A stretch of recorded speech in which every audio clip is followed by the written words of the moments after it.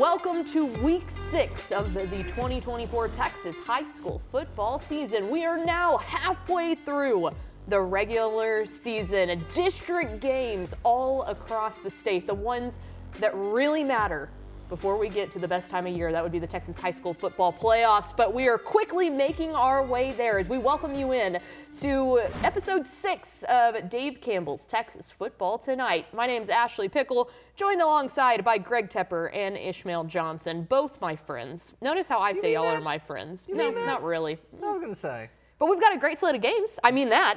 Yeah. You do mean that. It's an odd week because on one hand, this is the largest open date of the Texas high school football season. More than a third of the UIL 11-man teams are off this week. And yet, Ish, I would say at the very top, the upper crust of games, I'm not sure this isn't the best week of the season. I was about to say, when you look at marquee matchups, right? Of course, in the smaller schools, yes, like you mentioned, idle for a lot of teams. But let's go to the Houston area. Go to stay up here, right? We probably have a bunch. We could probably just make a show out of the games up here in DFW. But of course, can't count out the Houston area. We'll get into those games in a little bit. But it really is crazy how like the big schools are like, all right, spotlight's on us. Let's put them all together. Showing up big in the big open date here in week 6. But we've got plenty of big games to talk about. Ashley, you're Ashley, right? I'm Ashley. See, you know. Let's take a look at those week 6 spotlight games. These are the ones we'll be diving into consistently, but we'll have plenty of other highlights from across the state. We start off with, has to be, the marquee matchup of this week, and that is Atascocita taking on the Bulldogs of Summer Creek. We'll talk a lot about that one. Up here in the DFW, the main highlight is Denton Ryan taking on Aledo in a district matchup. Melissa taking on Lovejoy. Then we go Rockwall from DFW out east to the Rockin' L Lobos of Longview. Then a very familiar name around these parts, the Coppell Cowboys taking on their district bunkmate, the Denton Guyer Wildcats. Then down to Houston, we round it all out with Klein Cain and the Bulldogs of Magnolia. And of course, we have our guys in the booth calling these games. We'll be talking to them a little later on. Trevor Bullard, Ross Levinsky, Greg Powers. We'll have 2 doses of Powers tonight. The people demanded it. And then Michael Silvers is the lucky one that gets to be down there for that absolute banger of Atascocita and Summer Creek. And honestly, guys, as we take everybody into our opening drive, that's probably the place to start. The thing is, what's amazing is that like when you sent me this list of games that we were going to have on Dave Campbell's Texas Football Tonight, I was hooting and or hollering about the games. It has been absolutely fantastic. That's what we mean. That upper crust of games is so outstanding, and we'll start kind of running you through why these games matter in our opening drive. We'll start with that big game down there in the Houston area with Atascocita and Summer Creek. This is kind of the beginning of that District 23-6A like round robin of doom here when you add in North Shore. But according to Dave Campbell's Texas Football computer rankings, number 1 versus number 2. Doesn't get any better than that. Atascocita, of course, has one of the best resumes in the state with wins at Katy and at Westlake in consecutive weeks. But for Summer Creek, coming into tonight, 0 points allowed, 0, nil. Love. They have been absolutely spotless defensively. They will get a big test tonight against Atascocita. Speaking of 1 versus 2, let's bring it up here to go 5A D1, number 1 versus number 2, Denton Ryan and Aledo.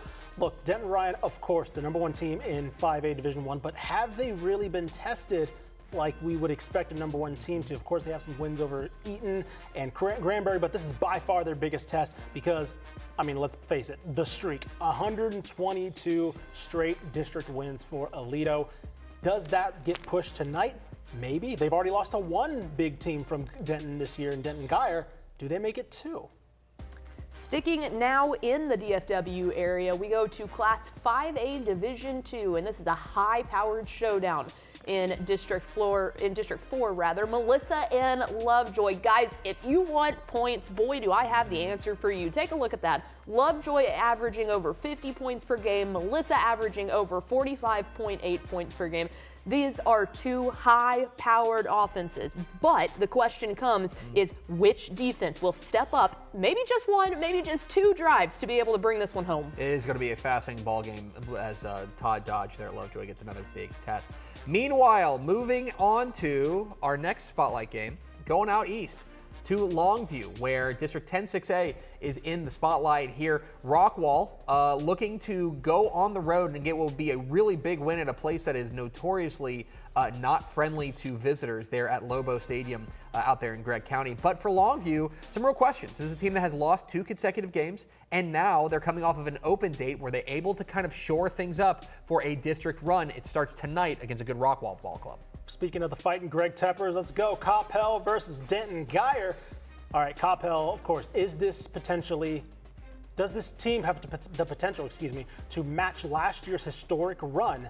And now by far getting their biggest test of the year, taking on Denton Guyer. Denton Guyer team that has a quarterback of their own that's going to be playing football on Saturdays. Edward Griffin, of course, for Coppell, Kevin Sperry of Denton Guyer. But that offense for Guyer has not been consistent this year. Can they find it against the Cowboys, who are still kind of waiting to play a team of their caliber this season?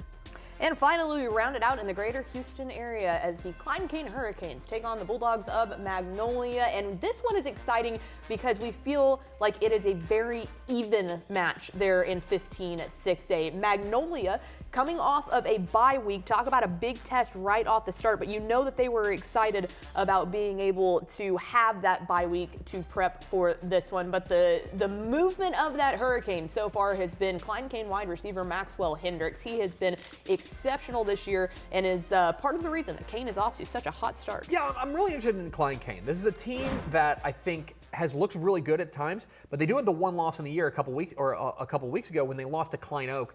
Quite frankly, I thought they were better than Klein Oak, and I thought that they kind of coughed one up. It's one of those things. They beat Tomball Memorial last week, but I want to see, will the real Klein Cain please stand up? I'm ready to believe in this team, but if I'm going to believe in them, this is a game they've got to have on the road against a good Magnolia team that I do think is evenly matched with them. Yeah, I was about to say, this is also a big district game as far as just like each of their placings, right? Because you look at, you mentioned this team, this is kind of a battle for that third, almost fourth place slot as well. And the team that loses this game kind of falls into a pitfall of like really getting to a tough part of their schedule and then still having to claw their way out. Matt Stepp is fond of saying on Tepper and Step, our premium podcast on TexasFootball.com, fond of saying like games like this for a team like Klein Cain or Magnolia, they're buffer wins in the sense that like that gives you that ability that if you lose down the road, it doesn't knock you out of the playoffs. But for the team that loses tonight between Klein Cain and Magnolia, it does feel like that margin for error is gone. Agree. So there you go, our opening drive, getting you geared up and telling you why those spotlight games are the spotlight games that we chose and why they're some of the best games across the state. Speaking of best games across the state, we had an incredible one go on last night against Bridgland and Cy Springs out of District 16 6A. We'll have those highlights coming up next, but before we get there, let's take a look at our Dave Campbell's Texan Live call of the night. This one is JT Barrett down in Turner Stadium. We'll be right back. In the Chris Thomas is going to be in the backfield with him. Here is a handoff to Thomas. Thomas cuts it to the outside. Thomas sideline. Here we go. Thomas open field 30. No one will catch him. Touchdown. North Shore. 99 yards. We'll see you later. Want to talk Texas high school football with your two favorite dorks? Join television's Greg Tepper and Ashley Gizmo Pickle every Monday and Thursday at noon on TexasFootball.com. Texas Football Today, the flagship program of Dave Campbell's Texas Football. It's the same analysis, insight, review, and preview that you've come to know and love. Talking about Texas high school football and college football all across the Lone Star State. In a college football world that's increasingly nationalized, Dave Campbell's Texas Football presents The Republic of Football, the only comprehensive podcast on all 13 college teams in Texas. Live every Tuesday at noon on the Dave Campbell's YouTube page, Twitter, Facebook pages, and publishing on Apple Podcasts and Spotify shortly thereafter. Host Ishmael Johnson leads the gang in discussing the biggest college football stories from the state. You get coverage of the SEC, Big 12, ACC, AAC, CUSA, and Sunbelt, but with a little Texas twist. No one has their finger on the pulse like senior college writer MC Mike Craven, staff writer Carter Yates, and everyone's favorite Malpal producer Mallory Hartley. Come spend your lunch break, your car ride, or gym session with the Republic of Football. Live on Tuesdays at noon at TexasFootball.com and published everywhere you get your podcast shortly thereafter. Are you ready to kick off your Wednesdays with a fresh, fun, and fearless take on football? Tune in to Women Talking Football, hosted by the dynamic duo of Dave Campbell's Texan Live, Ashley Pickle, and Mallory Hartley. Every Wednesday at 12 p.m., join us on TexasFootball.com as we deep dive into every corner of the Lone Star State's football scene. From exclusive insights with coaches' wives to on-the-ground reports from across Texas, we've got the inside scoop you won't get anywhere else. Get ready for a game-changing experience where the ladies bring their A-game and you might just find yourself saying WTF in the best way possible. Women Talking Football, where sports analysis meets sass and expertise. You can't miss it. Want to go deep on Texas high school football? Check out Tep and Step, the premium high school football podcast from Dave Campbell's Texas Football. Each week, Greg Tepper and Matt Stepp take you inside Texas high school football like nobody else, breaking down the biggest games and the biggest storylines from all across the state. Want to know more about Texas high school football than the guy at your water cooler? Go to TexasFootball.com and become a Dave Campbell's Texas Football subscriber so you can get Tep and Step in your podcast feed. Or tune in every Friday at noon at TexasFootball.com for premium insights from Texas high school football experts Matt Stepp and Greg Tepper.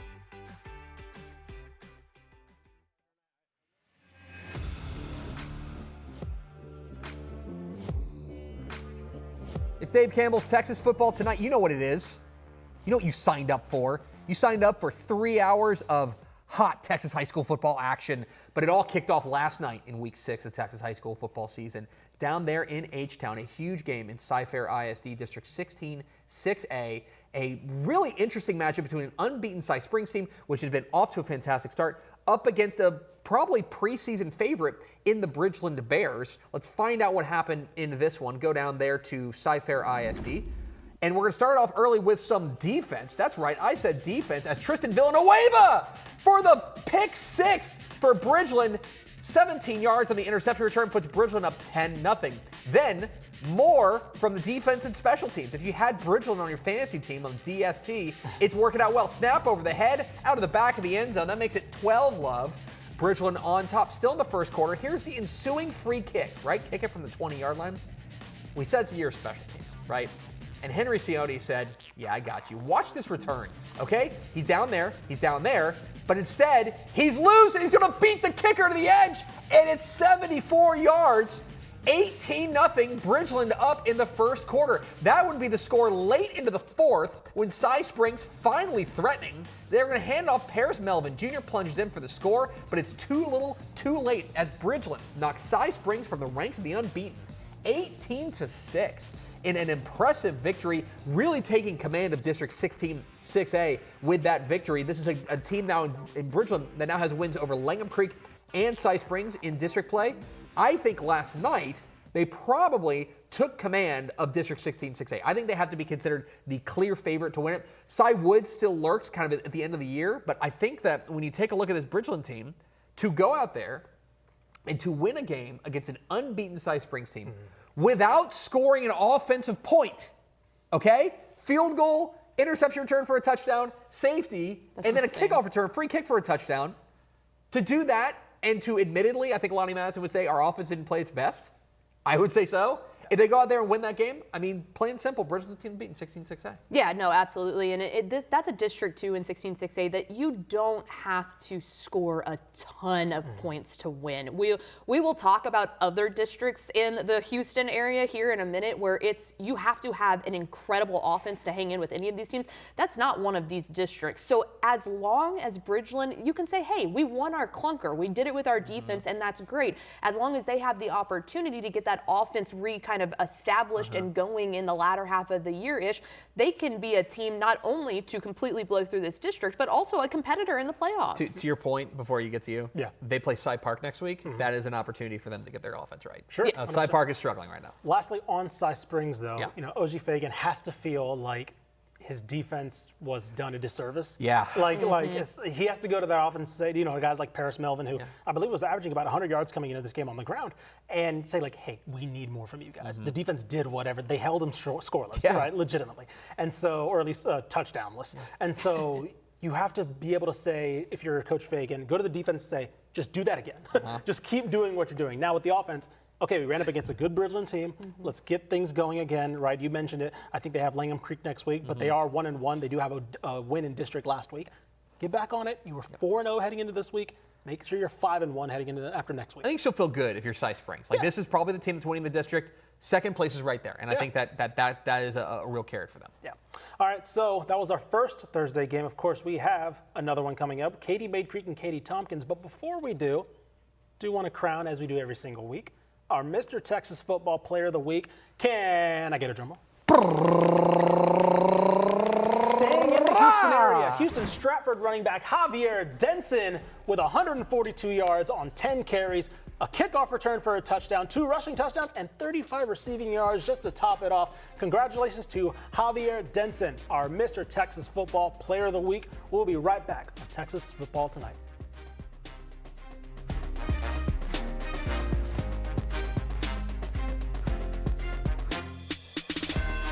Dave Campbell's Texas Football and Texas Army National Guard are honored to present the Coach of the Week Award, celebrating one head coach in 7 different classifications. That's 6A all the way down to 6-man, and of course, private school every single week. Think your head coach deserves some recognition? Nominate them under our weekly Twitter and Facebook post. Those will come out Friday at 10:30 p.m., Saturday 8:30 p.m., and Sunday at 6:30 p.m. That's facebook.com/Dave Campbell's or at DCTF on Twitter. Thank you to Texas Army National Guard for helping spotlight the hard work and dedication of high school head coaches across Texas. Dave Campbell's Texas Football and Panini America are teaming up this season to honor the best high school quarterbacks across the state of Texas. 7 quarterbacks, 1 in each classification, 1A through 6A in private schools, will be named Quarterback of the Week and will receive a virtual Panini America trading card to commemorate their performance. Check out which outstanding quarterback was selected each Tuesday morning on the Dave Campbell's Twitter and Facebook pages.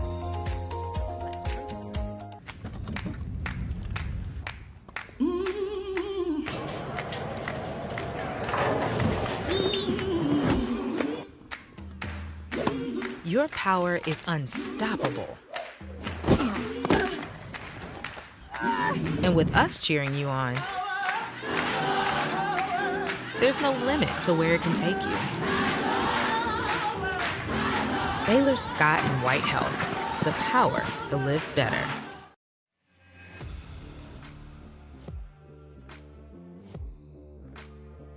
Texas Football Tonight. Recapping Thursday night before we get into what's going on around the state on Friday. Let's stay in the Houston area. Rhodes Stadium, Katy, Mayde Creek, Katy Tompkins. There's a lot of this one. The shot sheet's long. Look at it. There's a lot of highlights. Let's get to them right now. Starting in the first quarter, transition right now. We're going to go with Chade Nelson on a 30-yard touchdown. Wide open from Trey Williams. Puts Mayde Creek up the Rams. Look at that. Skipping, happy, starting things off right. This is going to be Ethan Meadows for Tompkins. Look, I'm just going to give you a spoiler alert. Learn his name. Number 6, the running back, plays for Tompkins. Ethan Meadows right there. You're going to see him a lot. Right here again, he's going to be caught up in the pile this time. Just kidding. Bounces outside, down the field. Meadows with his 2nd touchdown to put Tompkins up 13-6. Oh, hello, Falcons. They are here ready to play. Mayde Creek, a little shell-shocked? No, not really. Trey Williams is going to drop back and pass. He's going to find Dalen Robinson wide open down the field. That is similar to the one he threw to Chade Nelson. 74 yards to tie it back up at 13. All right, this one's going to be Justin Thierheimer for Tompkins hitting KJ Madison on a 51-yard crossing route over the middle, untouched. Touchdown, Tompkins. Again, Falcons up.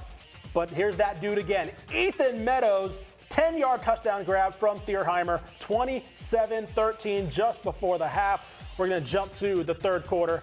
And no, that is not a replay. That is the same play in the third quarter. Ethan Meadows again, a 12-yard touchdown from Thierheimer. All right, Mayde Creek needs to get something going here. This is going to be Shade Nelson on the reception. Good little screen there from Trey Williams. 33-20. Tompkins still on top, but Mayde Creek hanging around. Here's Trey Williams again, back to pass, finds Dalen Robinson again, makes a man miss. Can he get in a foot race and win it? Yes, he can. 49 yards, 33-27. Tompkins clinging on to the lead, but what happens when you need a score? Look, Ethan Meadows right there, powering through to the end zone, gets in, 8-yard touchdown, and why not? Just for insurance, we're going to give him one more. 6 touchdowns for Ethan Meadows to put this one away. 48-27. Katy Tompkins over Katy Mayde Creek. I'm going to crumple up these highlights because there's a lot of them. Oh, let's talk about it. Okay. Okay. Do you want to talk about it, or you want one of us to talk about it? You need to catch your breath. So you guys go for it. A huge win for Mayde Creek. Maybe Tompkins. even Tompkins rather. A huge win for Tompkins. Maybe even to like avoid elimination. Yes. Like plain and simple. The way that worked, that's a game you got to have. Because Katy, Jordan, Peyto's looking pretty good, Cinco Ranch, there are teams up there that are already in the win column in district play that need to win games against teams like Mayde Creek. That's the team that if you're fighting for a playoff spot, you got to make sure you have it. So for Tompkins, that was a must-have there, and they came away with it. They did. And I want to take a moment to talk about Katy Mayde Creek, because this is a program that's now in their 4th year under Coach Jay Jensen. I believe that is alma mater. But he has really done a lot to this program to get them up to the point where they were at. There's a lot of years that Mayde Creek wouldn't have even been able to keep it competitive with a team like Katy Tompkins. I think that their athlete, Trey Williams, who you saw out there slinging the rock a couple of times, he is a very dynamic athlete. I'm very fond of him. I think that he will kind of be that secret sauce that they need. But Coach Jay Jensen has done an incredible job of turning this team around. I think there's still work to do on the defensive side of the ball, but the improvements that they've made on offense is a Mayde Creek game that I did a color commentary game for them a couple years ago, and it was totally different football than those highlights. To your point, Mayde Creek has one winning season since 2007. Yeah. So like they've only made the playoffs once since 2009. That's the kind of thing where for them, like, progress has been slow, but it's still building. Katy ISD is it's hard to break through. Like, there's always going to be Katy, and Tompkins has kind of, in a lot of ways in past years, kind of established themselves as second place. Right. Now they've kind of fallen back a little bit. So on that point, you're looking at District 19, right? Tompkins was at risk of going 0-3. They did not win this game, right? They're 1-2 now. 0-3 in this district. As you mentioned, Katy, Jordan, and Peyto, all 3-0 right now. Of course, you pencil in Katy, and when you're Jordan and Peyto, 3-0, it's hard to lose that second and third. You feel good, So that's going to be, you mentioned it, Cinco Ranch, Mayde Creek, Taylor, Tompkins, all with 1 or 2 wins, looking for that 4th place slot. And by the way, don't count out Seven Lakes, right? They're 0-2, but they still only played 2 district games. They can still work their way into that. So yeah, for Tompkins, you mentioned that district is going to be crazy. Tompkins needed this to basically stay in that race, like you mentioned. And then Mayde Creek, don't count them out either, because they're in a spot where they can now viably see themselves as that 4th place team if they need to. Yep, Coach Jay Jensen, he's good people. All right, well, we have Friday night action. All of those incredible spotlight games that we told you about earlier. It's tonight. It's football time in Texas, guys. So we're excited to get to that. We are going to take a quick break, but of course we could not go any further without showing you our Texas State Technical College Technical Play of the Week. This one from a matchup last week in Week 5 against Spring Decaney and Aldine. Just Aldine. I almost said Aldine Davis. Just Aldine. And it's quarterback Nick Townsend acrobatic touchdown. Okay, this thing is incredible. So let's get to our Texas State Technical College Technical Play of the Week, and then we'll see you after break. Townsend with pressure coming, rolling out left, trying to get around the defense. And he will hurdle a man along the far sideline, and he's in for the touchdown! The highlight of highlights for Nick Townsend, who clears a defender and scores from 13 yards out. Takis is the presenting sponsor of Dave Campbell's Texas Football Sustainability Champions Award, spotlighting influential kids looking to pursue a career focused on social, environmental, and economic well-being for our future. Be sure to check out this week's Spotlight Game of the Week, where we'll be spotlighting 2 Sustainability Champions Award winners. Thank you to Takis for your support of the Dave Campbell's Texas Football Sustainability Champions Award. For more information, visit texasfootball.com. Dave Campbell's Texas Football is proud to partner with Sport Tyler to award the Earl Campbell Tyler Rose National Player of the Week, which recognizes the top offensive player in Division I college football, who also exhibits the enduring characteristics that define Earl Campbell: integrity, performance, teamwork, sportsmanship, drive, community, and tenacity. It all leads up to the Earl Campbell Tyler Rose Award, announced in January. Congratulations to this week's winner of the Earl Campbell Tyler Rose National Player of the Week. For more information, visit earlcampbellaward.com. Dave Campbell's Texas Football and Higginbotham have teamed up to find the most driven team in Texas. This fall, 10 finalists will be highlighted throughout the season, with one student athlete from each team receiving the Most Driven Scholar Athlete Award for their leadership in the classroom, along with $1,000 in tuition assistance. In November, all 10 communities will rally to vote on TexasFootball.com, competing for the title of the most driven team in Texas. The school that rallies the most online votes will receive a $10,000 donation to their school, thanks to the support of Higginbotham. To learn more, visit TexasFootball.com/mostdriventeam. Hey DFW residents, get your grocery essentials in minutes, not hours or days, with Wing Drone Delivery. Forget about last-minute trips to the store when you need things like cereal for breakfast before school, medicine for a cold, or snacks for a movie night. Wing's drones get you quick, no-contact delivery in as fast as 15 minutes. Say goodbye to last-minute grocery runs and say hello to more of your valuable time. Sign up today.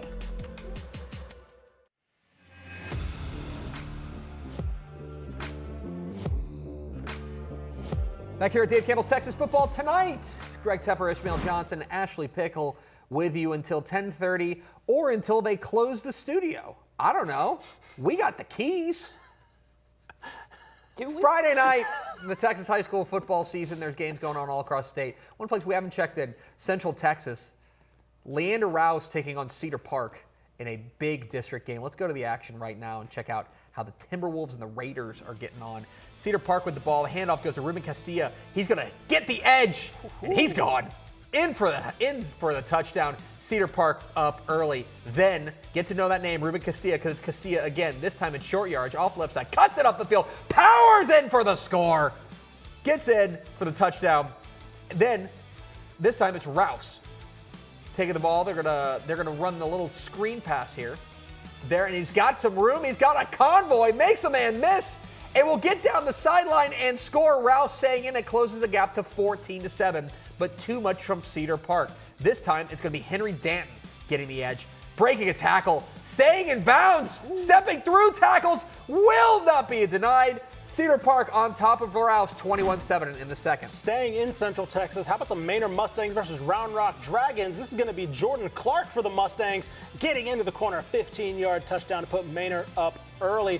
But watch this. How about some trickeration, no hateration, maybe some holleration from Round Rock as they fake a screen and hand it to Reggie Hurley. Gets a end around right there, puts Round Rock on the board and keeping it with Round Rock. This is going to be Jack Apple dropping it right there to Dylan Jager, who takes it in for the score. Yes, he did get in. That is going to count. That fumble did not matter. He broke the plane, and it's going to be Joaquin Maldonado who plunges that one in from the 1. And then Round Rock, all Dragons in this one. Maldonado again with his second touchdown of the half as he just stretches it across the plane. Oh, a lot going on there in Central Texas. We don't have to talk about the fact that was Maynard being scored. Is that Maynard? But you didn't go to Maynard. My diploma says New Tech. That's exactly right. You went to Maynard New Tech. Who are they playing tonight? Austin Eastside. How do we feel about that game? Banger. They didn't play football when I was there. So. Great point.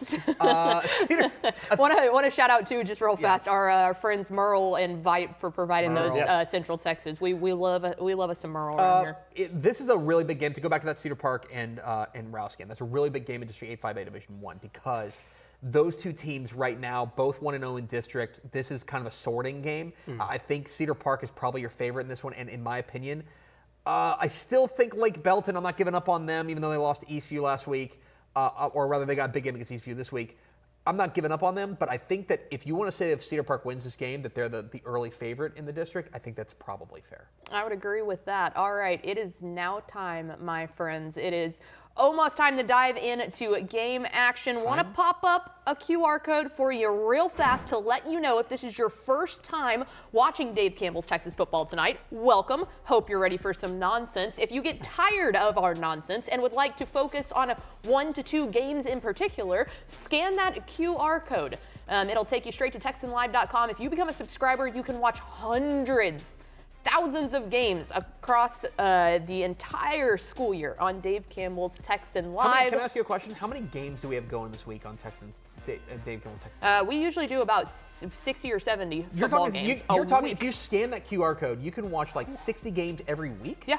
Like, the party does not stop. And you know what else doesn't stop? The Quad Box! Welcome into Dave Campbell's Texas Football tonight, where we're the only program that has the Quad Box, and we are very proud of it. Ishmael, you may remember that Ric Flair was a member of one particular stable. 4 Horsemen. The 4 Horsemen. Yes. This is like the 4 Horsemen. Oh, this is definitely Look at the 4 this. Horsemen. You got banger after banger after banger after banger. You got to give me a little whoop. Woo! There it is. That's exactly right. Flair. We've got big games all across the state, including Klein Cain and Magnolia up there. We were talking about that, a huge game as far as the district sorting game there in District 14-6A.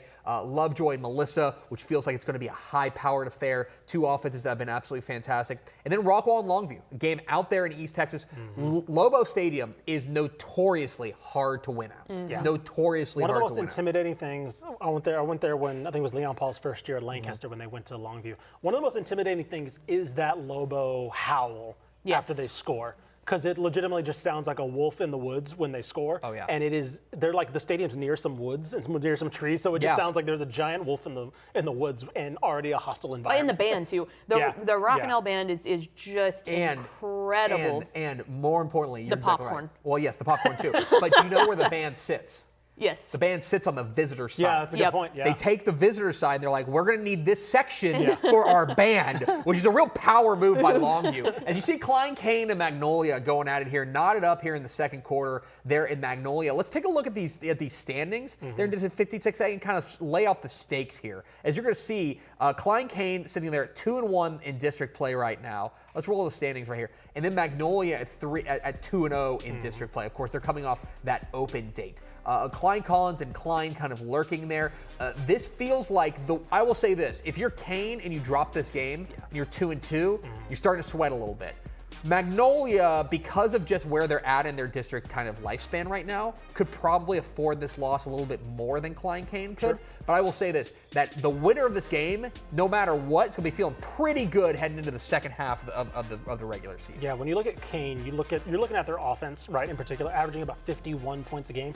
But I like what they're doing on defense. They have 14.5 sacks this year as a defense, one of the top in the state. Magnolia, Craig Martin, I believe he said this past week that they had a bye last week, so they took some time to go scout some of their opponents. Klein Cain was one of them. And so if you're Magnolia, I'm very curious to see how this first quarter in particular goes, because you scouted and game planned for this team. And so before you have to make any adjustments of your own, what have you had plan A-wise for this game? Ryan! As we see. There's that balanced offense. Oh my gosh, that is a shocking result so far. Ryan all over. Tepper, say the streak again. 122 consecutive district wins for Aledo. 122. That's 17 years. Yes. I believe since who was in office, Tepper? George W. Bush was in office the last time Aledo lost. I was in college the last time they lost a playoff district game. I was in elementary school? 2007. I was in first grade. I was in high school. Yeah, never mind. Thanks, Ish. As Quinn Hennigan. Now they're going to line up for the extra point. This is a stunning result so far. Not to mention, they made the trip out to Aledo. Yeah. They are doing this in Aledo's home stadium. Hey, by the way, let's give some credit. Yeah. That was a dot from Quinn Hennigan. That okay? was he was running open, yes, but you got to put it on him. Yep. And for the young quarterback, that was a dot from the quarterback. And it's funny because I think that sometimes those wide open throws when you're a young quarterback are even more difficult to make because you see it. It's just like a free throw in basketball. Sure. It feels like one of the toughest shots because it's supposed to be easy. Yeah, and the thing about Denton Ryan, what surprises me most this year is, or with this game so far, is they have not been tested this year. This is by far, and obviously Aledo will be most any teams in the state their best test they've had. Yeah. This is by far the best team that's come close to Ryan's level. Well, and they're just absolutely dismantling him thus far. Not to mention that this is a massive district matchup too, because we think that it has the potential to solidify the district championship. You take a look at District 3 5A Division 1, Richland off to a very state ranked Richland, impressive. kind of number 5 in the state, flying under the radar. Good point. But I mean, no, I think you're right. I think there's a reason that Ryan and Aledo are 1 and 2 respectively in the 5A Division 1 rankings. Azel's off to a really nice start. I think we're going to see more when they get into the heart of district play. But I think the winner of this game feels like they're the district favorite. And I got to be honest with you, it's just hard to fathom Aledo losing a district game. To be down like this, 25-8, it's very fascinating, although I have a feeling they're going to have a snapback, a clapback. I just have a feeling. Yeah, they tend to do that. No, I'm telling you though, man, it wouldn't surprise me. It wouldn't surprise me hypothetically if they just returned the next kickoff for a yes, touchdown. they tend to do things like that. It would be very interesting though if we got into a situation where Richland, Ryan, and Aledo took a loss to each other. And when's the last time, and obviously it's been 17 years since we've ever even talked about Aledo not being the district champion, but that would be wild to have a district with those teams in it going, hey, we're flipping coins for seeding, you know? Yeah. Let's just see if Aledo can. If you call this one, I'm gonna lose my mind. Yeah. Oh my God. Uh-huh. Do it to him! Do it to him! Oh my goodness. Greg Tepper, I do not like giving you credit, oh my God. but you literally just called that one. Someone please cut that. I hate that. Oh my goodness. Look. I got to give it to you, partner. You called that one. Listen. Sometimes you just call your shot. You're a king. Sometimes a king stays a king. I will just say this. That's just very Aledo. No, that's the most Aledo that Aledo has ever Aledoed. There are a lot of teams in the state that are down 27-8, and you're like, get out the shovels, baby. We're going burying. Right. But Aledo at Tompkins Stadium. Magic. Oh, we just wanted to make you think that this was going to be fun. See you later. Listen, that's an all-timer. I got to be honest. Alrighty, so there we go. Denton Ryan taking on Aledo in what is shaping out to be a fun one. How about we stay in Denton County and we go out to C.H. Collins Stadium. It is the Coppell Cowboys taking on the Wildcats of Denton Guyer. Our very own Ross Lubinsky is on the call for this one. Ross, go ahead and update us. What's the score looking like at half, and what have you seen from this matchup that we anticipated to be two really good ball clubs just absolutely going out there and fighting one another? Well, it's a bit surprising, admittedly, because, going into this one, you would think between Denton Guyer and Coppell, you would think this would be kind of like an off. Oh, Ross! It is Ross. Ross! Oh, no. Oh no! Bye, sorry, buddy. Ross. Well, that's you know what? I've always been. Oh, we're back. I think we're back. To be fair, we are also in Denton, Texas, and have been having some internet issues tonight. So it seems like this is a Denton County thing happening here. But Ross, if we're back with you here, go ahead and finish what you were saying there for us, bud.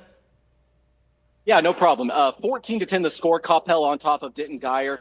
And you wouldn't really think that this would be kind of a defensive duel, but both of these offenses have been slow to get out. I mean, total offense between both of these schools is only at 222 yards.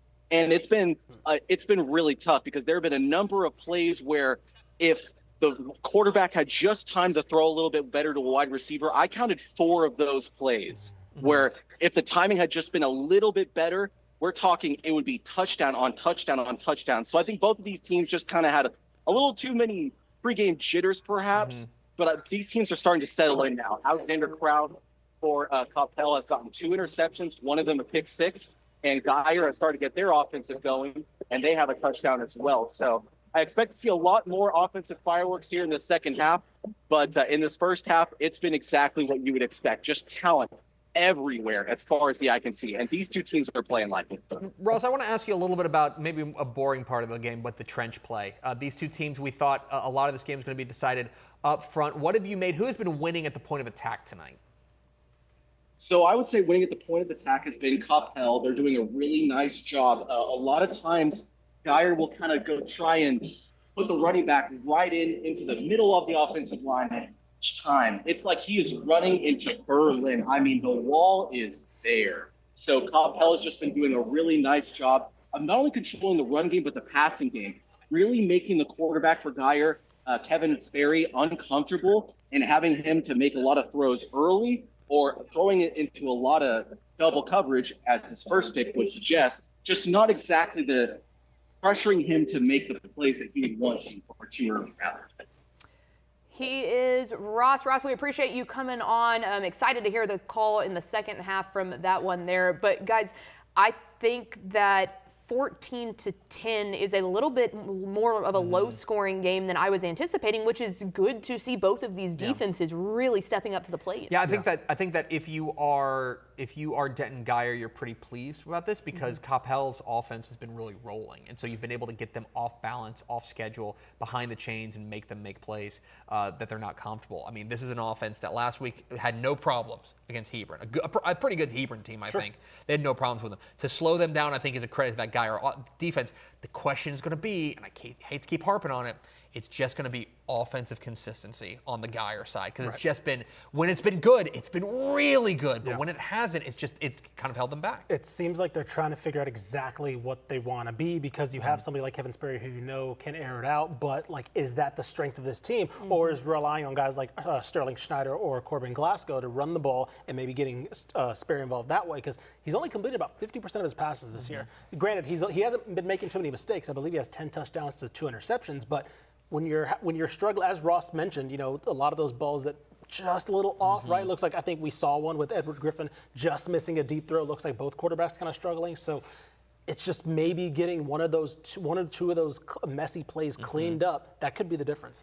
One other thing to note on this game is that under Antonio Wiley, Coppell has been pretty consistently a second half team. They have been kind of tied or behind at halftime in a lot of games and really roared back in the second half.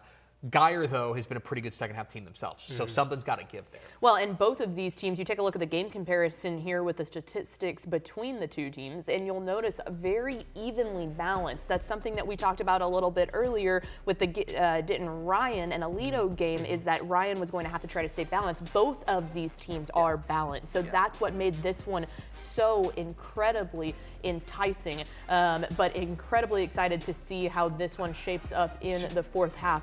Go ahead. To wit about like this Guyer team, because Guyer is 3-1 on the year, right? They have the signature win, right? They have a win over Aledo. That is an excellent win. You don't apologize for that win. Last week against Flower Mound, they really struggled. I think Flower Mound's an okay team. I think they're going to be like a fringe playoff team. They really struggled against Flower Mound, against the Jaguars. I want to see if they can put that together consistently. They also had something like 200 yards of penalties last week. You can't do that. You can't play winning. But that's kind of been the book on Guyer all year long that we've had about like, okay, this team's really good, but they're really young. Like they're exciting, but there are a lot of juniors and sophomores that they're relying on. And that is honestly, I think what you're seeing is like the highs are really high and the lows are the lows are kind of what's holding them back right now from being that kind of state power. But if they go and they knock off a top 10 team in Coppell, I mean, You don't apologize for that. Don't apologize for anything. No, especially not in district play. All right, quite a few more teams into district play, not necessarily in the six-man ranks yet. Fewer teams, fewer district games, but we still have some very, very exciting ones happening. Let's take a look at our 1A Division II scores. A quick reminder, you can scan that QR code to take you to texasfootball.com/scores. But guys, when you take a look at this one, I think that the highlight is the one that we had circled on our calendar. Game of the night. Sixth-ranked Benjamin Mustangs going on against Cherokee. I think it's the game of the night in six-man football. It's Cherokee and Benjamin, and a good one here. Benjamin, kind of life without Grayson Rigdon. I thought that they were a team that would still be pretty darn good without him, but they had taken a loss on the year. But they're up on Cherokee. That'll be a real signature win for them. Jayton's up on Newcastle. That's a good Newcastle team, but Jayton has just been absolutely dominating people. Strawn back into the rankings. Should not have a problem tonight with the Bulldogs of Ranger. Meanwhile, Golson up early on Iredell. We'll see if the Dragons can make a comeback there. We got 1A Division I scores. Reminder, that QR code there in the top right, you can scan to get the latest scores on texasfootball.com/scores. Whiteface and Spring Lake Earth, I have an update on that. Whiteface is up early in that one. Happy all over McLean. Westbrook looking, they lost last week. They're already 2-2, could drop to 2-3 and almost certainly out of the rankings. They lose to the Bearcats of Garden City. We're waiting on Alameda and City score. City just dropped out of the rankings, and Alameda just into the rankings. And then Aquila and Bynum going at it, and May and Erie County, another big game there, kind of out west. So there you go, 1A scores from across the state. All right, a ton more game action, talking with more guys, a feature on the rivalry of Humble Summer Creek and Humble Atascocita coming up soon after the break. But we'll take a quick break here.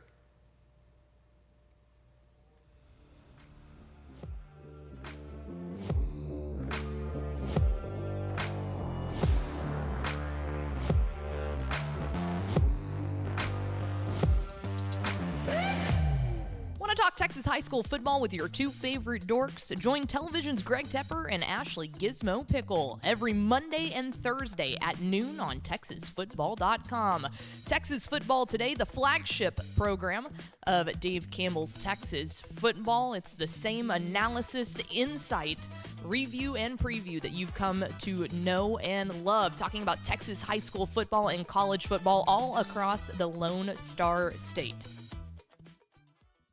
In a college football world that's increasingly nationalized, Dave Campbell's Texas Football presents The Republic of Football, the only comprehensive podcast on all 13 college teams in Texas. Live every Tuesday at noon on the Dave Campbell's YouTube page, Twitter, Facebook pages, and publishing on Apple Podcasts and Spotify shortly thereafter. Host Ishmael Johnson leads the gang in discussing the biggest college football stories from the state. You get coverage of the SEC, Big 12, ACC, AAC, CUSA, and Sunbelt, but with a little Texas twist. No one has their finger on the pulse like senior college writer MC Mike Craven, staff writer Carter Yates, and everyone's favorite Malpal producer Mallory Hartley. Come spend your lunch break, your car ride, or gym session with the Republic of Football. Live on Tuesdays at noon at texasfootball.com and published everywhere you get your podcast shortly thereafter. Are you ready to kick off your Wednesdays with a fresh, fun, and fearless take on football? Tune in to Women Talking Football, hosted by the dynamic duo of Dave Campbell's Texan Live, Ashley Pickle, and Mallory Hartley. Every Wednesday at 12 p.m., join us on texasfootball.com as we deep dive into every corner of the Lone Star State's football scene. From exclusive insights with coaches' wives to on-the-ground reports from across Texas, we've got the inside scoop you won't get anywhere else. Get ready for a game-changing experience where the ladies bring their A-game and you might just find yourself saying WTF in the best way possible. Women Talking Football, where sports analysis meets sass and expertise. You can't miss it. Want to go deep on Texas high school football? Check out Tep and Step, the premium high school football podcast from Dave Campbell's Texas Football. Each week, Greg Tepper and Matt Stepp take you inside Texas high school football like nobody else, breaking down the biggest games and the biggest storylines from all across the state. Want to know more about Texas high school football than the guy at your water cooler? Go to texasfootball.com and become a Dave Campbell's Texas Football subscriber so you can get Tep and Step in your podcast feed. Or tune in every Friday at noon at texasfootball.com for premium insights from Texas high school football experts Matt Stepp and Greg Tepper.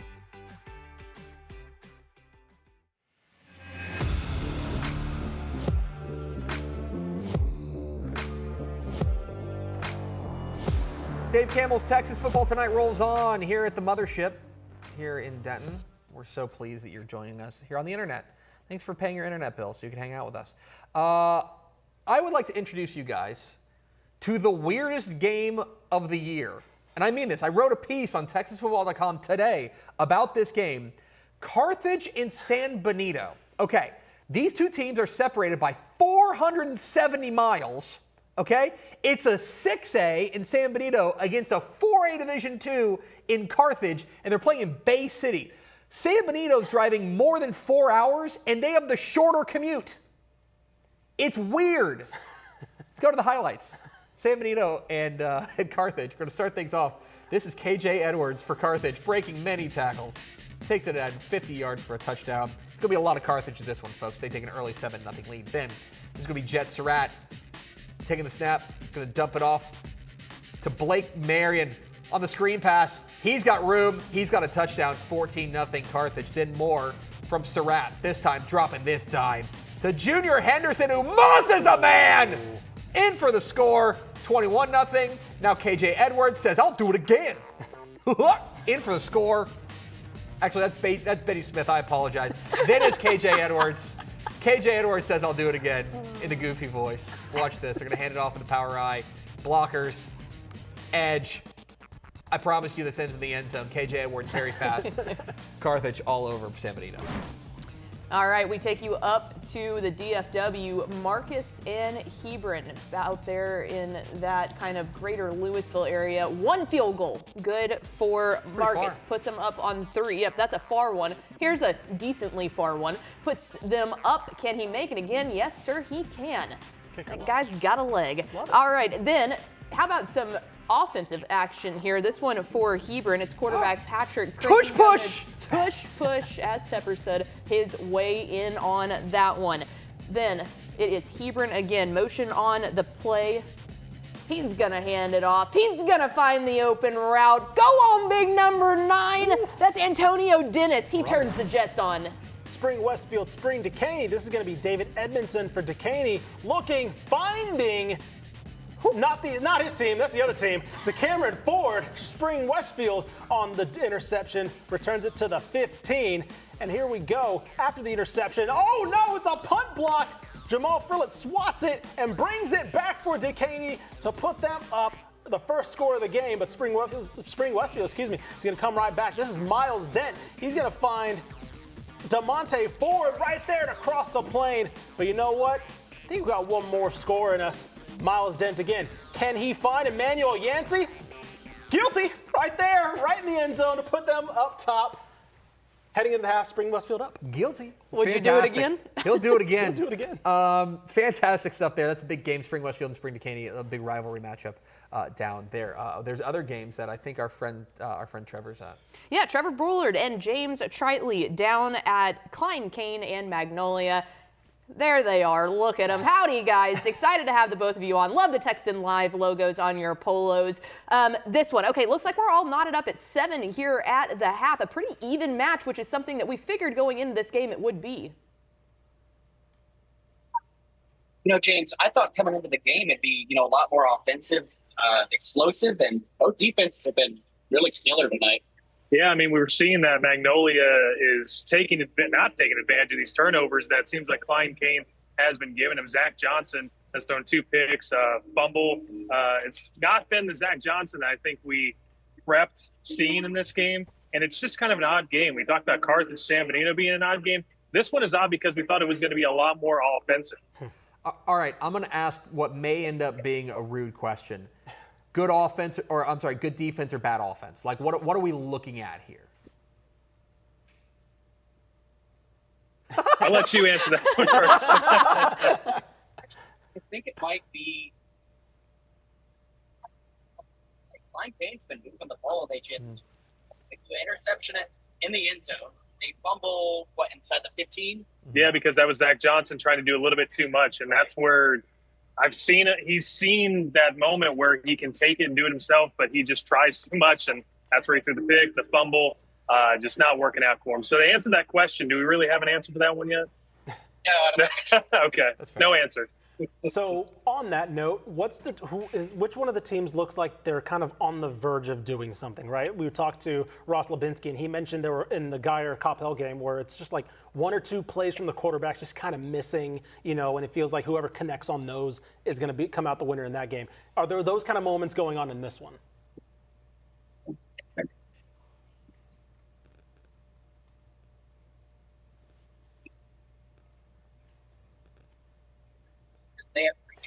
All right, well, we appreciate Trevor Bullard and James Tritley for joining us now for that one. Okay, another game going on in the greater Houston area, and it was the big one we all had circled on the calendar. Atascocita taking on Summer Creek in that treacherous District 23 6A.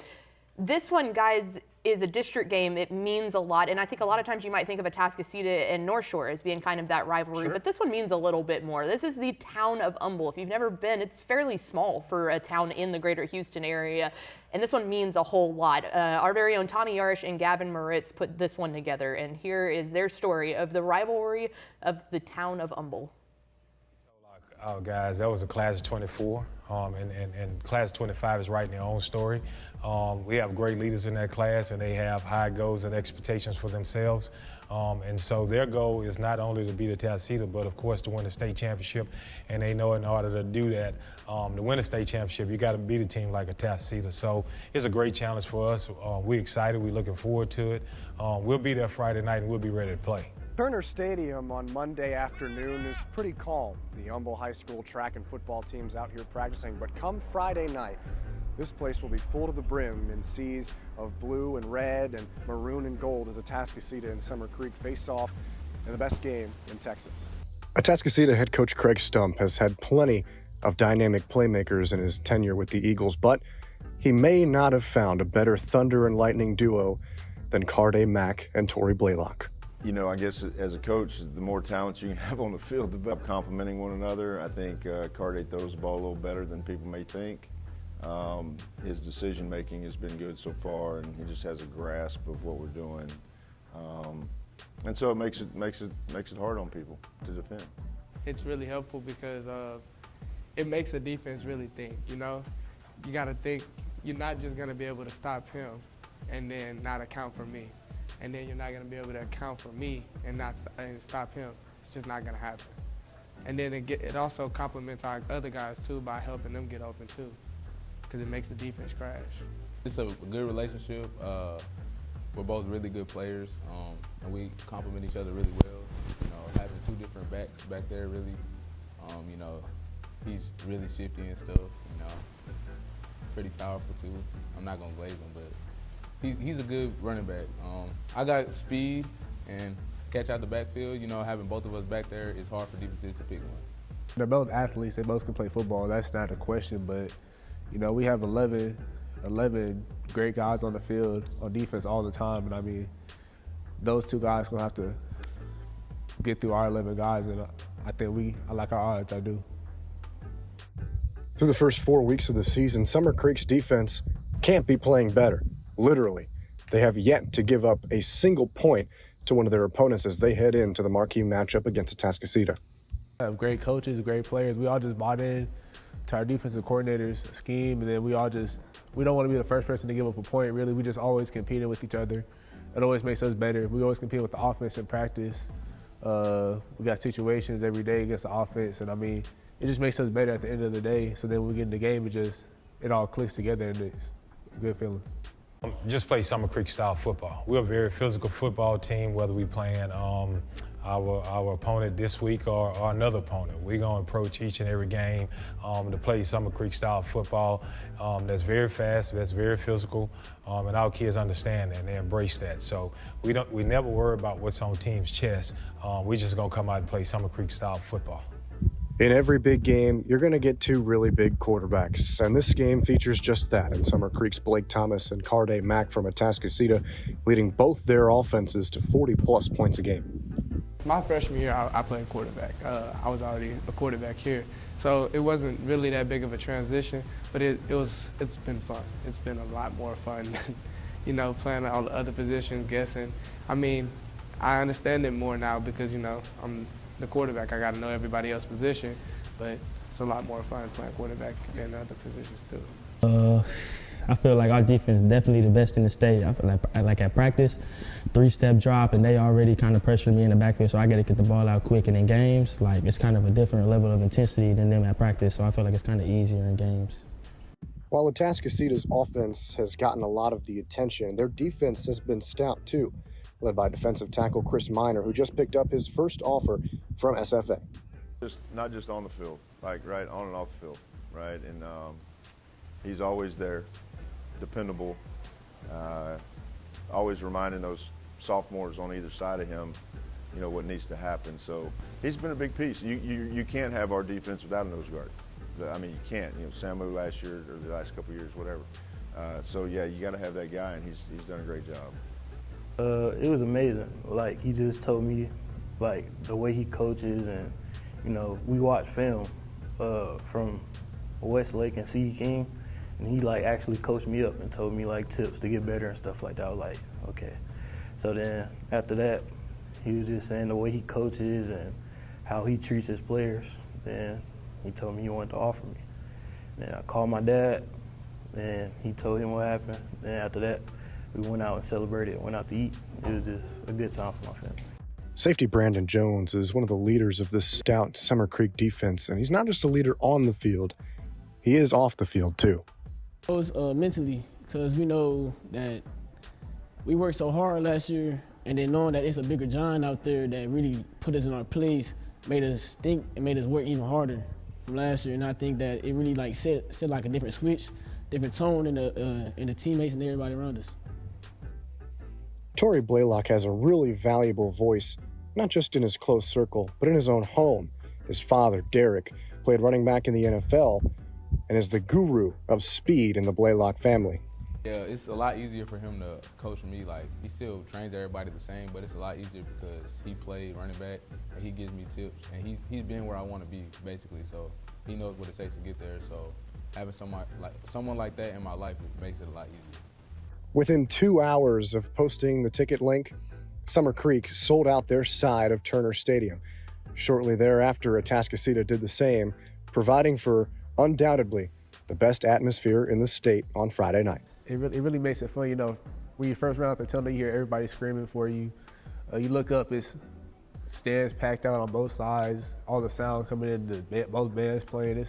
It's an electric feeling for sure. It's easy for us to do, and so I think that, you know, this is another big game, obviously, but we got to treat it a certain way, and we've been in those before with the fourth round last year and the fourth round the year before that. So I don't think it's any different as far as that goes, right? And at the end of the day, you know, moving forward, whatever happens this week, you got to move forward. It's not the last game of the year, so. We're right where we need to be. We have a great senior class in the class of 25 that came in here a couple years ago, understanding our standard here at Summer Creek High School, with that being the best is a standard, and they've lived up to that up until this point.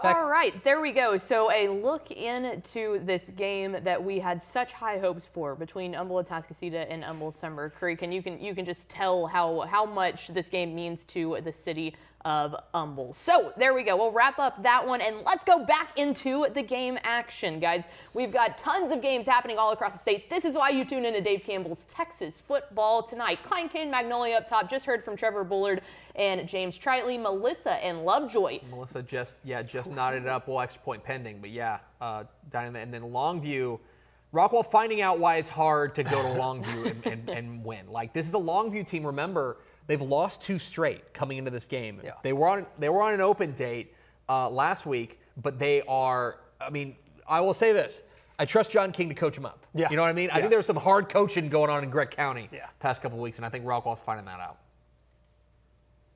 We absolutely are. So yeah, a very interesting one in the DFW up there, and then all knotted up for Klein Cain and Magnolia as well. All right, so you just heard the big story for the game happening down there in Humble, and we bring on Michael and Dave as they're on the call for this one. Guys, it looks like Atascocita has left no doubt with their offense that it truly is that powerful against a Summer Creek defense that coming into the game, remind you, had not allowed a single point. What is working for the Eagles' high-flying offense? Oh, in a word, everything. We came into this game, we all knew that, okay, 4 shutouts to start 2024, very impressive. Nobody thought that Summer Creek was going to extend that shutout streak to 5 games, considering the caliber of opponent in Atascocita, ranked 8th in the state. But Dave, I don't think anybody thought 35 points against the Summer Creek defense. No, we were haggling before the game. Oh, it's going to be a close game. We'll feel each other out. I think we thought Summer Creek would allow some scoring, but we had no idea it would be 35 points, and they got that quick. Yeah, the shutout streak for Summer Creek, we're not going to get granular here. We don't know, complete time of possession and how much time the defense was really on the field in those 4 games. But they came in 192 minutes of shutout football. It ended at 195 in 37 seconds as Torrey Blaylock scored on Atascocita's very first play, 90 yards out, 2 touches to begin his night, 162 yards, 2 touchdowns. And this is going back to having his first over 200-yard performance last week and 6 touchdowns in the win over C.E. King. Last year, I should say, Carthage Mack was limited to 70 yards as a running back in this game. He's already rushed for 156 yards with a rushing touchdown and a passing touchdown to Christopher Toney. Every big play that Joshua Stump has drawn up and called has worked. They've had multiple scoring possessions of less than a minute. And the proof's in the pudding, 35-7 lead at halftime. Yeah, pretty shocking dominance there from Atascocita. Obviously, that was the headline matchup there, the Atascocita offense against this outstanding Summer Creek defense. But I do want to look at the other side and give some love to the Atascocita defense, which is more than holding its own against what has been a very good Summer Creek offense. What have you seen from the Eagles defense tonight? Well, they've given up some long drives. Summer Creek has gotten down into the red zone, but they can't convert and unable to get 6 points till really late in that first half. So it was kind of a bend not break, but the pass rush has been good. Quarterback for Summer Creek, Thomas, percentages aren't too good. He has 1 good long pass, and that's about it. But Eagles looking pretty impressive both sides of the ball. Yeah, and if I can add to that, Greg, the Summer Creek offensive line is giving protection. The problem is the receivers aren't getting open, so Thomas eventually has to scramble. He has to throw the ball away, or he has to just try to fit something into a tight window that just isn't there. Their only touchdown came on a 48-yard run by Eugene Burnett, the College Park transfer, and they had a touchdown called back, and then penalties and sacks wiped out what was a promising drive. So right now you have a 35-7 lead, and Atascocita has served notice, especially to another team in this district, the District of Doom down here in 23-6A, who they'll see in 3 weeks. I was just about to ask about these young Summer Creek skill position players you mentioned really struggling so far against Atascocita. Is this second half just going to simply be on maybe Blake Thomas, maybe doing some things on his own? You mentioned him scrambling, finding some space with his legs. Is this second half just going to have to be, if they want to get back into this, him kind of doing a lot on his own? Probably. He's probably going to have to shoulder the load, Ishmael. Talking with Craig Stump yesterday morning, he was telling me when he sized up this Summer Creek offense, it's really Blake Thomas. It's what makes the offense go. Lloyd Avant's just don't grow on trees. Lloyd Avant had nearly 5,600 yards for his career. Yeah. And right now they have a running back by committee scenario with 2 sophomores and a senior. So, yes, we expect Blake Thomas to pretty much shoulder the load to try to get Summer Creek in a more respectable score here in the second half.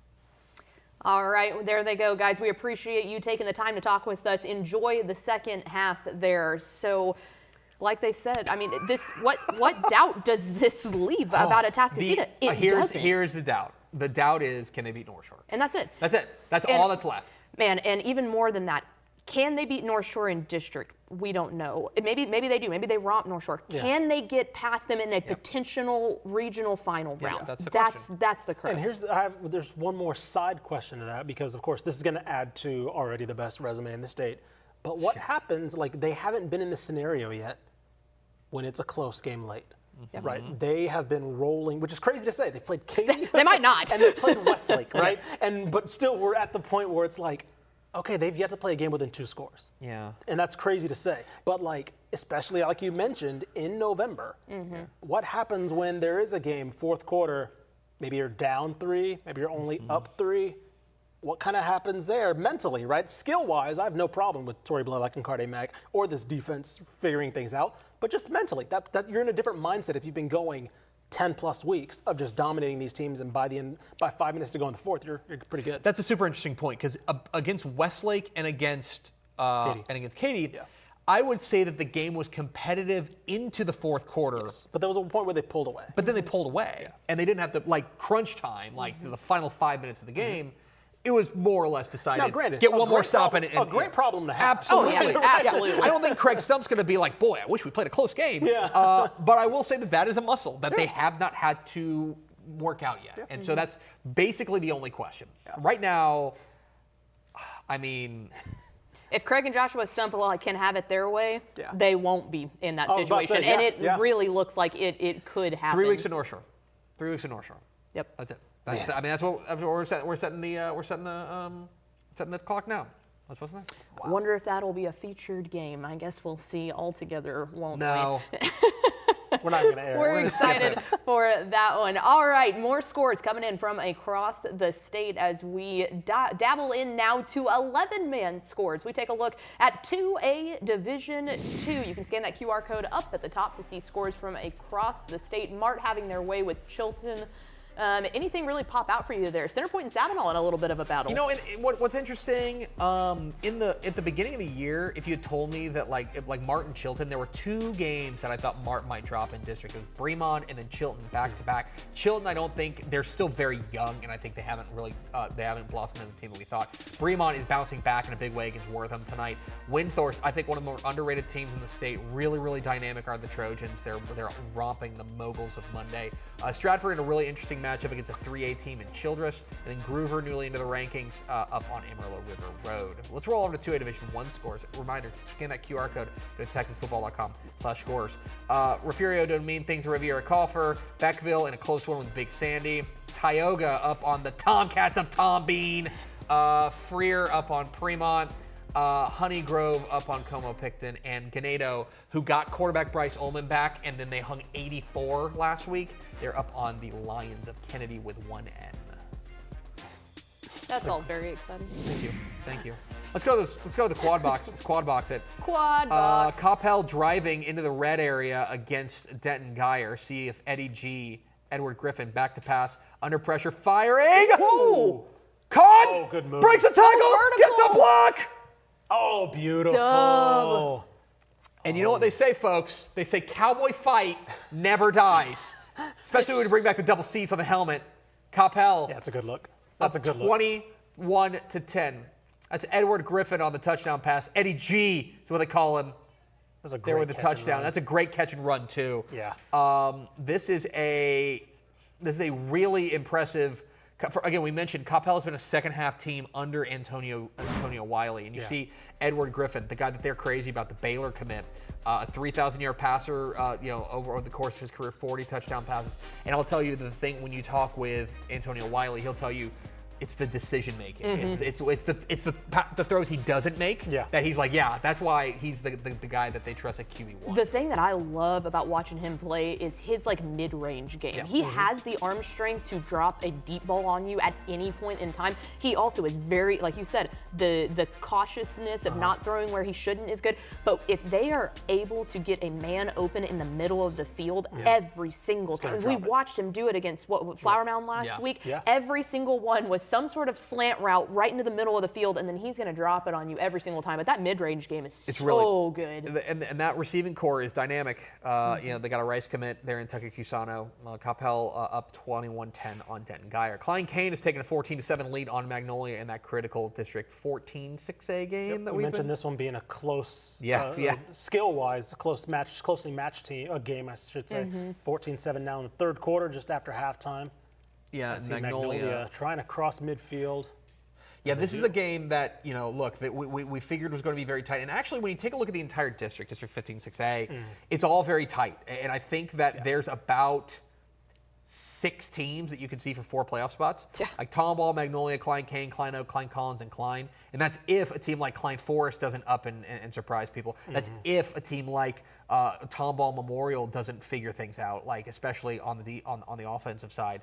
As you see Magnolia now across midfield there and driving, going to bring up a 4th down, though, and a big decision time for Craig Martin and company.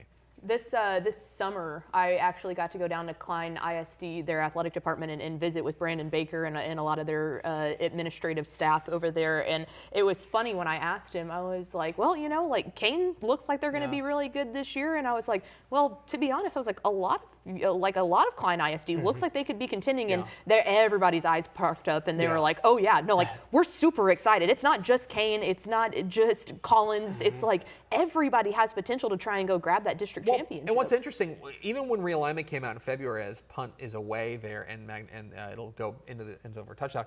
When realignment came out and District 15 6A ended up being kind of like Klein ISD, Tomball ISD, and Magnolia then a random ISD. Couple Magnolia schools. Yeah, just like smushed together. We were like, well, this is just got interesting because these teams all kind of find their level kind of around that, kind of between the best team the best team out of this might be like 25th in the state, and the worst team might be like 70th in the state. Yeah. Like they're all pretty good there. As a deep shot intercepted by Lovejoy. Lovejoy, is that Lovejoy? Yeah. The problem is they're both black and red. Similar color schemes. Get different jerseys. I believe that's Lovejoy with the interception there. Imagine that, Todd Dodge able to find a good defensive coordinator. Name one other time he's done that. Amazing. And then you see down there that we keep tabs on the Coppell and Guyer game. Guyer now backed up deep in their own end. Yeah. They might be punting. Yeah, I was about to say. I think the punter's out of. No, it's Kevin Sperry. We'll see, though, because there's 93 yards of green behind them. Yeah, they're trying to stretch out those receivers. They're just trying to get some yards, get some space. Yeah, something there. You know, for Guyer, again, this is a thing where one of the things we talked about, they've put up, like, we've talked about Kevin Sperry and how he's been great at times and struggled at times. Part of that is that they put so much on him because I don't think that they've had a consistent running game in the way that Coach Riedheim wants to have. Yeah, every good Guyer team in the past like 5 to 10 years has had a pretty good quarterback. They've usually had 1 to 2 star wide receivers, but they always have that sneaky, and they're always small too, sneaky little small running back that is able to, you know, it's like, oh yeah, we can hit you on a 75-yard route, or this guy's just going to 3-3-3 and chirp you all away. Exactly. Yeah, exactly right. Kadrick Cobbs is a perfect example. UNT's biggest miss. I will say that in the University of North Texas studios. I'm just saying that, like that's the thing that, you know, when you go back to what they've been able to do, illegal formation there on Guyer, they're going to decline it because it's stopped for no game. Take it down. This is, for Guyer, what I'm interested in seeing is like how these guys grow up as the season goes on. I think what had us really excited about in the Open when they beat Aledo was that this was a young team that went out there and beat Aledo early. It wouldn't necessarily like be a surprise to see them grow as the season goes on. Right. That's one of the things that I want to see from Guyer is how that team progresses, because they are largely comprised of sophomores and juniors. He said to himself. There's a lot of football going on. A lot of football going on. You can, again, if you get tired of hearing us yap, TexanLive.com. You can stream all of these games on your device right now if you go to TexanLive.com. Become a Dave Campbell's Texas Football subscriber. Get 2 magazines a year of Dave Campbell's Texas Football. Access on TexasFootball.com, as well as thousands of live Texas high school football games, or hundreds of live Texas high school football games. When the playoffs roll around, you're definitely going to want to have TexanLive.com, because this is something that you're going to want to live on. tons of games all across the state. If you go to TexanLive.com, become a Dave Campbell's Texas football subscriber, watch a bunch of games. If you like sports, then why are you watching this game if you're not? I don't know. Why would you? I don't get it. Why would you? But we're glad that you're here. 27-14 is our score in the other big spotlight game of the night, as Aledo down 13 now in the second half against Denton Ryan. And for Aledo, you know, the district, we thought the district winning streak, 122 in a row, was going to be in peril. And I don't know if they're in danger zone quite now. Yeah. But like they're down, like the facts are, they're down 2 scores in the second half. And that just has not happened very often to the Bearcats over the course of 122 district games. No, they haven't. And a big reason for that, as we take a look at the game comparison here, is that Aledo, again, a team that is very balanced. You have incredible playmakers like Racing Guillory, Caden Finley, all that they can bring to the table. Well, Ryan has the same type of stuff. Like you look at that, and they're basically even. But that passing yards for Aledo-ish is what sticks out to me a little bit. They are a little bit more dynamic on the outside and have the capability to torch you. Ryan has done such a good job on the defensive side at keeping those explosive plays down. That was going to be the key to this one. Yeah, the thing that Aledo's done so well this year has been replaced. I don't want to say replaced Hoss Haney, but like Gavin Beard has, like you mentioned, their passing hasn't dropped off insanely, right? They've been fine. They've been fine, which is kind of the Aledo MO, right? Yeah. They've never had, like Hoss Haney and before him Fowler Nicolosi were kind of, I don't want to say anomalies, but like they never really had the FBS Power 5 potential quarterback. And as we see, nice good little run there. They've had more of the Gavin Beard types who are like really good high school quarterbacks who know how to move the offense, don't turn the ball over, and they are able to kind of alleviate pressure on guys like Racing Guillory and going back to the Jason McClellan. I mean, it's funny because like they have the quarterbacks, like the quarterbacks, when I think of Aledo quarterbacks, I think of the Bishops, as Racing Guillory is loose again, and they're starting to get these big chunk plays here, which is danger there for Ryan. But that's what I think. I think of the Bishops, like guys who have been so good for Jake Bishop and guys that have been so good for them. And yet, if you go and look at them, they're like, no, they're not like Power 5 prospects. You know what I mean? That's the thing that I think is interesting is that they're a team, as we have an Orion player down due to injury. Certainly hope that's just a cramp. But this is, for me, this is more classic Aledo. Yeah. Like when I think of Aledo, I think of Jonathan Gray and somebody handing the ball off to Jonathan Gray as Denton Guyer going deep. Oh, what a dive! Oh! See, and that is what Kevin Sperry can do. I'm telling you, man. That's a great capable of doing it. They just need to get that consistently happening. That is a beautiful throw. A big play there. As we see, that was DJ Reese, the sophomore, number 5 on the reception and I'll tell you, for Guyer, a really important comeback, a really important answer there as Coppell went down on their opening drive and scored, as Klein Cain making some moves now into the red area there for Klein Cain looking to pull away from Magnolia. Oh no, illegal man downfield. Yeah, like Pickle said, that going back to that Guyer, Kevin Sperry throw, it's consistency, right? Yeah. It's all about consistency. We see the ability, we see the playmakers he has that can create separation, but it's just about stringing 1, 2, 3 plays together instead of 1, 2 turnover or 1, 2 incompletion, getting the offense out of rhythm. They can do stuff like that. Stuff can happen, and it hasn't hurt them too much this season already. So we can just continue to skyrocket their potential. Yeah. All right, so there we go. We were able to talk about a big-time matchup happening in the DFW. How about we do another big-time matchup happening in the DFW? This one out of District 4, 5A Division 2, as we welcome in Greg Powers. He's live. They're from Lovejoy and Melissa.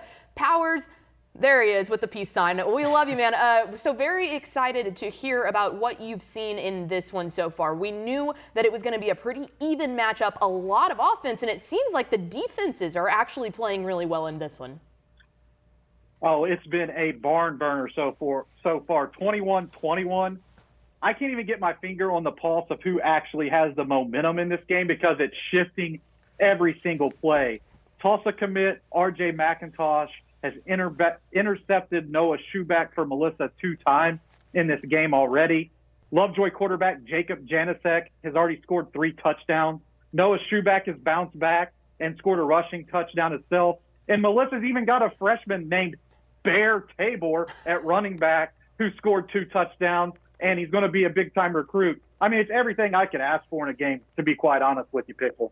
Hey, Greg, it's Greg from work. I want to ask you about this Lovejoy defense, which has been kind of maligned this season. They've given up some big point totals, but they have forced 3 turnovers so far. What have you seen from the Leopards defense so far in this game? Well, it's a senior-led group, right? They have a lot of seniors up front. They're just not very big up front. They don't have the size that you would typically think of when you thought of like a Todd Dodge Westlake defense. I think that they're going to develop that here. They have some good young-looking players on that team. But what I think that they are is very aggressive, especially in the secondary where they are led by R.J. McIntosh, who is not only a thumper, he's shown that he has the ability to get in on passing plays and be a little bit of a ball hawk. He's a fun player to watch. We've talked about this Melissa team throughout the season on this show, but not as much on Lovejoy, despite Todd Dodge coming back out of retirement for this. They had a rough start to the season, but they seem to have turned a corner. What have you seen from them that kind of looks immediately? You see them and say, "Oh, this is a Todd Dodge coach team." Well, I mean, even watching Tate getting ready for this game today, I feel like you can look at this team and see his fingerprints all over it. They're dedicated to running the football first and foremost, and they find creative ways to do that. They like to use the QB run game in certain packages and certain situations, and that's something that they've been known to do back in the Austin Westlake days. They'll come out in 1 running back and 2 running back sets to give the defense a different look. This just actually looks like a Todd Dodge team. It didn't take long for them to get there, in my opinion. I mean, and on the other side, you got Matt Nally. I think that you got one of the most established coaches of all time in Texas high school football versus one of the game's true rising stars in Coach Nally for Melissa. Greg, one last question. I think the most important one is like, how's the press box spread been? What's the situation there? So I had to go out and grind for my recruiting photos at the beginning of the game, so I actually didn't get to see what the press box spread was. Oh my goodness. So instead of telling you about what we're eating in the press box, can I tell you a player that we've been enjoying to watch? Sure. And that's Florida State commitment, Dalen McCutcheon. I felt like Dalen McCutcheon was on my fantasy roster tonight because they started feeding him the rock in the second quarter, and I could see those point totals going up in my head, right? Like top recruit picking up big yards and making big plays. It'll be interesting to see what he does on the recruiting trail. He's committed to Florida State, but in-state schools like Texas and SMU are pushing hard. And, of course, they have had great starts to their season. I've got him on flip watch. We'll see what happens. You can take the man out of recruiting, but you can't take recruiting out of the man. Not an answer to my question, Greg. Not an answer to my question. We get Florida State. Go have fun, you recruiting dork. There he goes, Greg Powers out there from Melissa. You feel like you trust the guy. You feel like he's somebody who could be a source for you on the things that matter. On the thing, you should have asked him. You should have asked him if he got pregame Chicken Express. He would have talked about Chicken Express for hours. That's true. We love our friends at Chicken Express, especially Greg Powers. All right, talking about Dalen McCutcheon, a great player. Well, whatever. Only talking about great recruit. football players. Anyway, well, I guess that's the reason we're here. So why don't we dive into a little bit more football? We'll talk about food, though, in the fun hour after this one gets out of here. Down to a Brazos Valley versus Austin area matchup. It's College Station. It's Hendrickson. Let's go ahead and get to the highlights. Starts off with College Station, rather, big boy touchdown, reaching across right there. That puts him up 7-0. Then it's running back Wilson Strapp. He takes the handoff up the sideline. He goes. No one even touching him. Get in there, big dog. All right, then quarterback. Here we go. He's going to keep it up in the air. He lets it rip. That is Zach Crosser. With a nasty grab on that one. College Station having their way with Hendrickson. All right, more game action. Quick quad box it. Let's quad box it. Quad box me. That was so demanding. That was just very aggressive. Yeah. I don't know. I demand the quad box sometimes. Aledo now knocking on the door. Whoa. Little tunnel screen in for the score. That is why. Listen. Holy, here we go. Lit up after that. They've won 122 consecutive district games. Yeah, this is what they do. I do want to shout out Gavin Beard. Like Pickle said, he took a shot there, which they may get flagged roughing for the that. passer. It's going to be. I mean, he absolutely annihilated him. as Aledo is now going to bring this within a score here. As Robbie Jones. Robbie is not happy. Yeah. Man, there you go. The extra or the touchdown is good, roughing the passer there on the. That was it was a hot second after the guys. throw I'm telling you, there's a reason they have not lost a district game. Aledo Voodoo Magic in 117 years. 17 years. I want you to think about what you were doing 17 years ago. I was only 54 years old. I was 10. Right. Well, I mean, literally, most of these players were not alive. No, they absolutely most were of these not. Aledo players were not born the last time they lost a district game. Absolutely. As the extra point is up and good, is now 27-21. And I'm going to say it, if you're Ryan, this is a very important drive. This is a very important drive. Yes. Yeah. Because right now, it's the monster creeping up behind you. This is Jason Voorhees. Yeah. What's the? You hear the music in the movie, and you're like, why is the music? It's like really soft, like. What's the wrestler that stood in front of the other? Undertaker. Yes, Yeah, there we go. They've heard the gong. Yeah, they've heard the. Someone the Photoshop gong that just went right off. now. The gong just went off, and the Undertaker is sitting up. Okay, you better go. You better go and give him sweet chin music. Okay, that's all I'm saying. Okay, because right now it's getting serious in Aledo, Texas. Scary hours. This is the analysis that you can only find on Dave Campbell's Texas Football Tonight. If you're tired of that, reminder, go to TexanLive.com/subscribe. We gotta stop telling people that. I mean, please subscribe. It pays our bills, but like you can also just subscribe and then also keep watching this.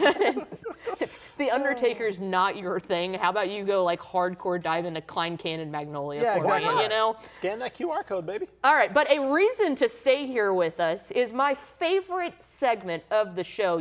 What an incredible night this is. You just heard from Greg Powers live. You get to hear from Greg Powers again because we listen to the people. We give the people what they want. And the people, guys, the streets are saying, we want Greg Powers. All I hear is shouting, Greg. Powers. Specifically. Yeah, we're not shouting. I was like, Greg. I don't hear that. All right, it's time for the Cron Corner where Greg Powers is going to tell you about some of the best running backs across the state. Right after that, we'll take a break and then right back into the fun Power Hour. Welcome back into another edition of the Cron Corner. This week, I'm fired up to be talking about some of the top running backs in the Lone Star State. And at number 1, we have DeSoto Eagles running back DeAndre Tiger Wright. Wright's committed to Texas A&M, where he's going to bring his Warriors mentality to College Station. I say that because this dude battles through injury to get back on the field and help lead his team to victories. I love that about his game. But what I like even more is that you can't catch him from behind in pads. Give him a little bit of a crease and he will cash it in for a touchdown. So he can run over you, he can run around you, and he has a desire to be on the field with his teammates to help lead them to glory. Well, the glory for the Eagles is a state championship win, and he's got 2 rings to back up his pedigree as a recruit. Can they win number 3? Well, I guess y'all just have to stay tuned and see how the Texas high school football season unwinds itself, but DeSoto is clearly a favorite. At number 2 on our list is Richland running back Michael Turner Jr. The Baylor Bears commit is one of the fastest players in the state, regardless of position. This dude has blazing speed. He doesn't only have good top-end speed, he has cat-like quickness, which allows him to evade tacklers in traffic. Really good footwork in the hole, and he gets downhill in a hurry. I love that about his game. And you know who else loves it? That's the Baylor Bears, where he's made a commitment. Credit to Keenan Hall, the running backs coach there in Waco, who did a tremendous job to get Turner on that commitment list over national offers from programs from coast to coast. At number 3, we're going to be concentrating on a Texas Longhorns verbal commitment out in East Texas at Tyler Chapel Hill, and that's Ricky Stewart. Stewart's one of my favorite players in this class. Heck, he might be one of my favorite players of all times. Why? Because he's a workhorse. Hand this dude the ball, and he produces results. As a matter of fact, heading into this season, he's rushed for well over 6,000 yards, and by the time you're watching this, he might have rushed for 7,000 yards because they've been riding him early and often at Tyler Chapel Hill, just like they do every single year.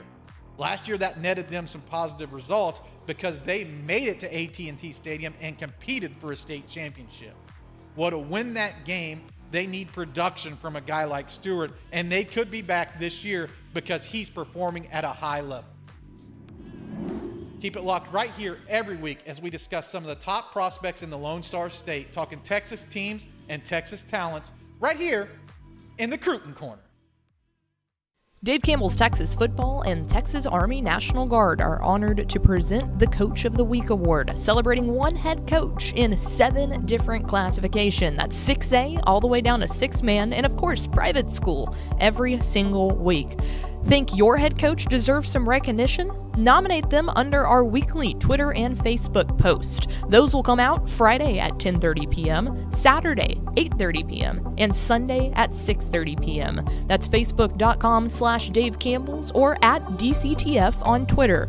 Thank you to Texas Army National Guard for helping spotlight the hard work and dedication of high school head coaches across Texas. Dave Campbell's Texas Football and Panini America are teaming up this season to honor the best high school quarterbacks across the state of Texas. 7 quarterbacks, 1 in each classification, 1A through 6A in private schools, will be named Quarterback of the Week and will receive a virtual Panini America trading card to commemorate their performance. Check out which outstanding quarterback was selected each Tuesday morning on the Dave Campbell's Twitter and Facebook pages.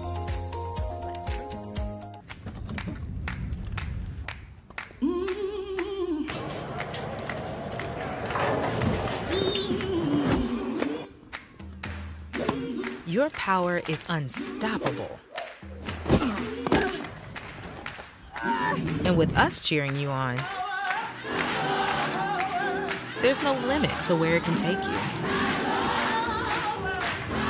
Baylor Scott and White Health, the power to live better. Takis is the presenting sponsor of Dave Campbell's Texas Football Sustainability Champions Award, spotlighting influential kids looking to pursue a career focused on social, environmental, and economic well-being for our future. Be sure to check out this week's Spotlight Game of the Week, where we'll be spotlighting 2 Sustainability Champions Award winners. Thank you to Takis for your support of the Dave Campbell's Texas Football Sustainability Champions Award. For more information, visit texasfootball.com. Dave Campbell's Texas Football is proud to partner with Sport Tyler to award the Earl Campbell Tyler Rose National Player of the Week, which recognizes the top offensive player in Division I college football, who also exhibits the enduring characteristics that define Earl Campbell: integrity, performance, teamwork, sportsmanship, drive, community, and tenacity. It all leads up to the Earl Campbell Tyler Rose Award, announced in January. Congratulations to this week's winner of the Earl Campbell Tyler Rose National Player of the Week. For more information, visit earlcampbellaward.com. Dave Campbell's Texas Football and Higginbotham have teamed up to find the most driven team in Texas. This fall, 10 finalists will be highlighted throughout the season, with 1 student athlete from each team receiving the Most Driven Scholar Athlete Award for their leadership in the classroom, along with $1,000 in tuition assistance. In November, all 10 communities will rally to vote on TexasFootball.com, competing for the title of the most driven team in Texas. The school that rallies the most online votes will receive a $10,000 donation to their school, thanks to the support of Higginbotham. To learn more, visit TexasFootball.com/mostdriventeam. Hey DFW residents, get your grocery essentials in minutes, not hours or days, with Wing Drone Delivery. Forget about last-minute trips to the store when you need things like cereal for breakfast before school, medicine for a cold, or snacks for a movie night. Wing's drones get you quick, no-contact delivery in as fast as 15 minutes. Say goodbye to last-minute grocery runs and say hello to more of your valuable time. Sign up today. Want Want to talk Texas high school football with your two favorite dorks? Join television's Greg Tepper and Ashley Gizmo Pickle every Monday and Thursday at noon on TexasFootball.com. Texas Football Today, the flagship program of Dave Campbell's Texas Football. It's the same analysis, insight, review, and preview that you've come to know and love. Talking about Texas high school football and college football all across the Lone Star State. In a college football world that's increasingly nationalized, Dave Campbell's Texas Football presents The Republic of Football, the only comprehensive podcast on all 13 college teams in Texas. Live every Tuesday at noon on the Dave Campbell's YouTube page, Twitter, Facebook pages, and publishing on Apple Podcasts and Spotify shortly thereafter. Host Ishmael Johnson leads the gang in discussing the biggest college football stories from the state. You get coverage of the SEC, Big 12, ACC, AAC, CUSA, and Sunbelt, but with a little Texas twist. No one has their finger on the pulse like senior college writer MC Mike Craven, staff writer Carter Yates, and everyone's favorite Malpal producer Mallory Hartley. Come spend your lunch break, your car ride, or gym session with the Republic of Football. Live on Tuesdays at noon at TexasFootball.com and published everywhere you get your podcast shortly thereafter.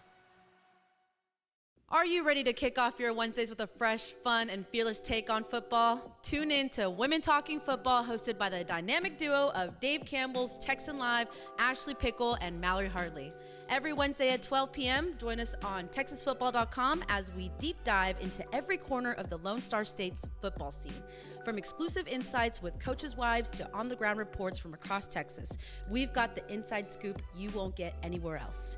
Get ready for a game-changing experience where the ladies bring their A-game and you might just find yourself saying WTF in the best way possible. Women Talking Football, where sports analysis meets sass and expertise. You can't miss it. Want to go deep on Texas high school football? Check out Tepper and Ishmael, the premium high school football podcast from Dave Campbell's Texas Football. Each week, Greg Tepper and Matt Stepp take you inside Texas high school football like nobody else, breaking down the biggest games and the biggest storylines from all across the state. Want to know more about Texas high school football than the guy at your water cooler? Go to TexasFootball.com and become a Dave Campbell's Texas Football subscriber so you can get Tepper and Ishmael in your podcast feed. Or tune in every Friday at noon at TexasFootball.com for premium insights from Texas high school football experts Matt Stepp and Greg Tepper.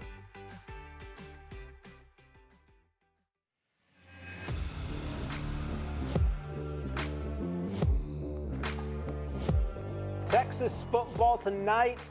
Welcome back to the Power Hour. Yeah, officially dubbed by Ashley Pickle before we went to that last break.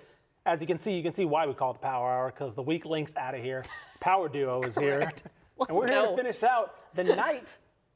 Can we, I was going to say quad it, but then I saw the triple box, and I was like, all right. You were like, oh, turnover for Aledo? Oh, Look, no. They're celebrating. Yeah, so we've missed some stuff as we were doing that break. Aledo took its first lead of the game. It might be its first lead. I don't know. It might be its first lead of the game. Regardless, they're winning now.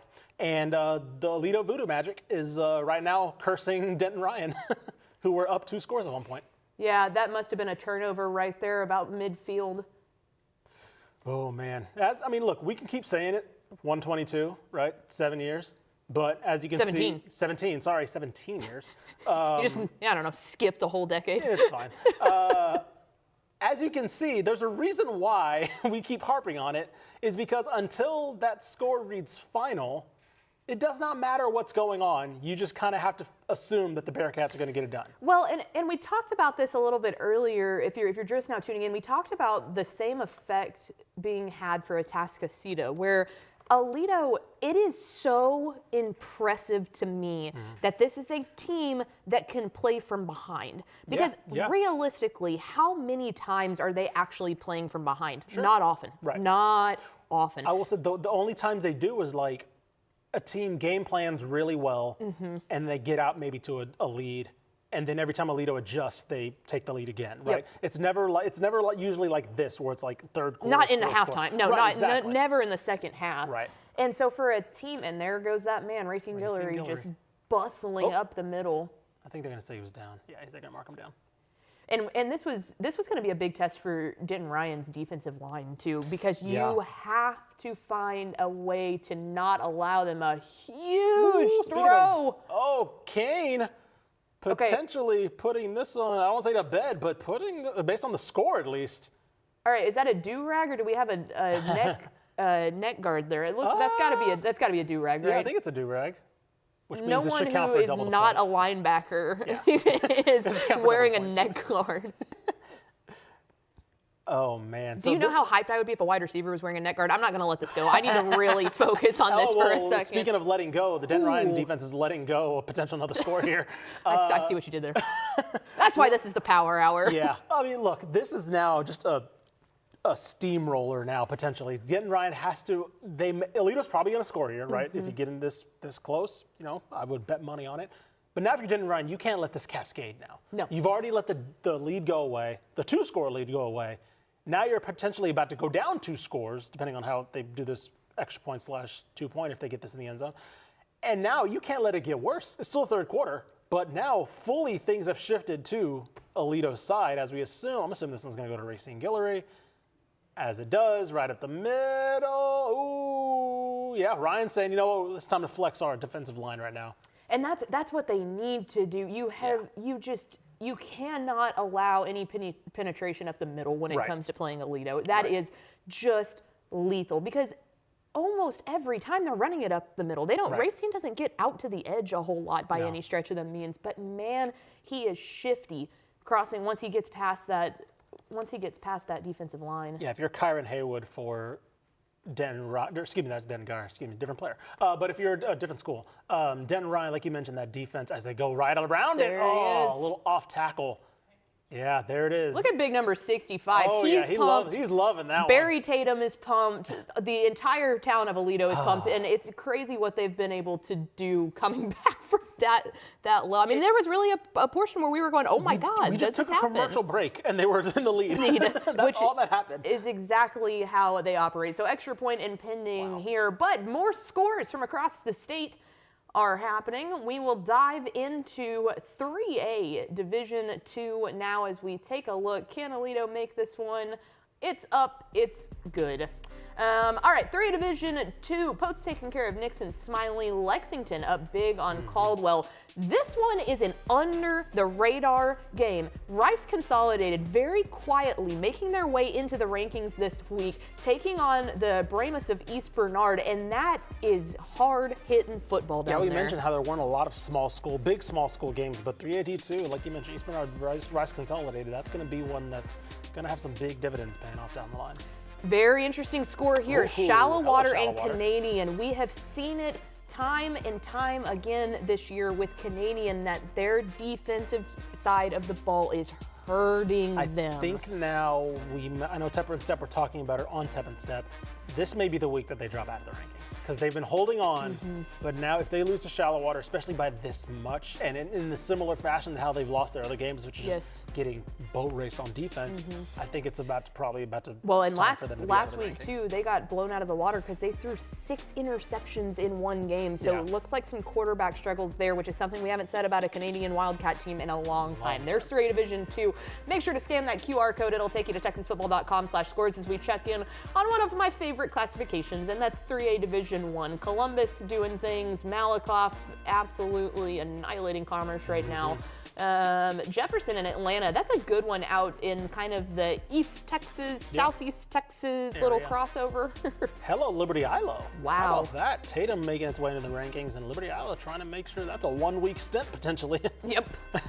So there you go, 3A Division I. All right, games happening all across the state. We dive back into the action now. Second half for a lot of these games. District play underway. This is one of those district games, Longview and Rockwall. I believe Longview is up 35-14 there.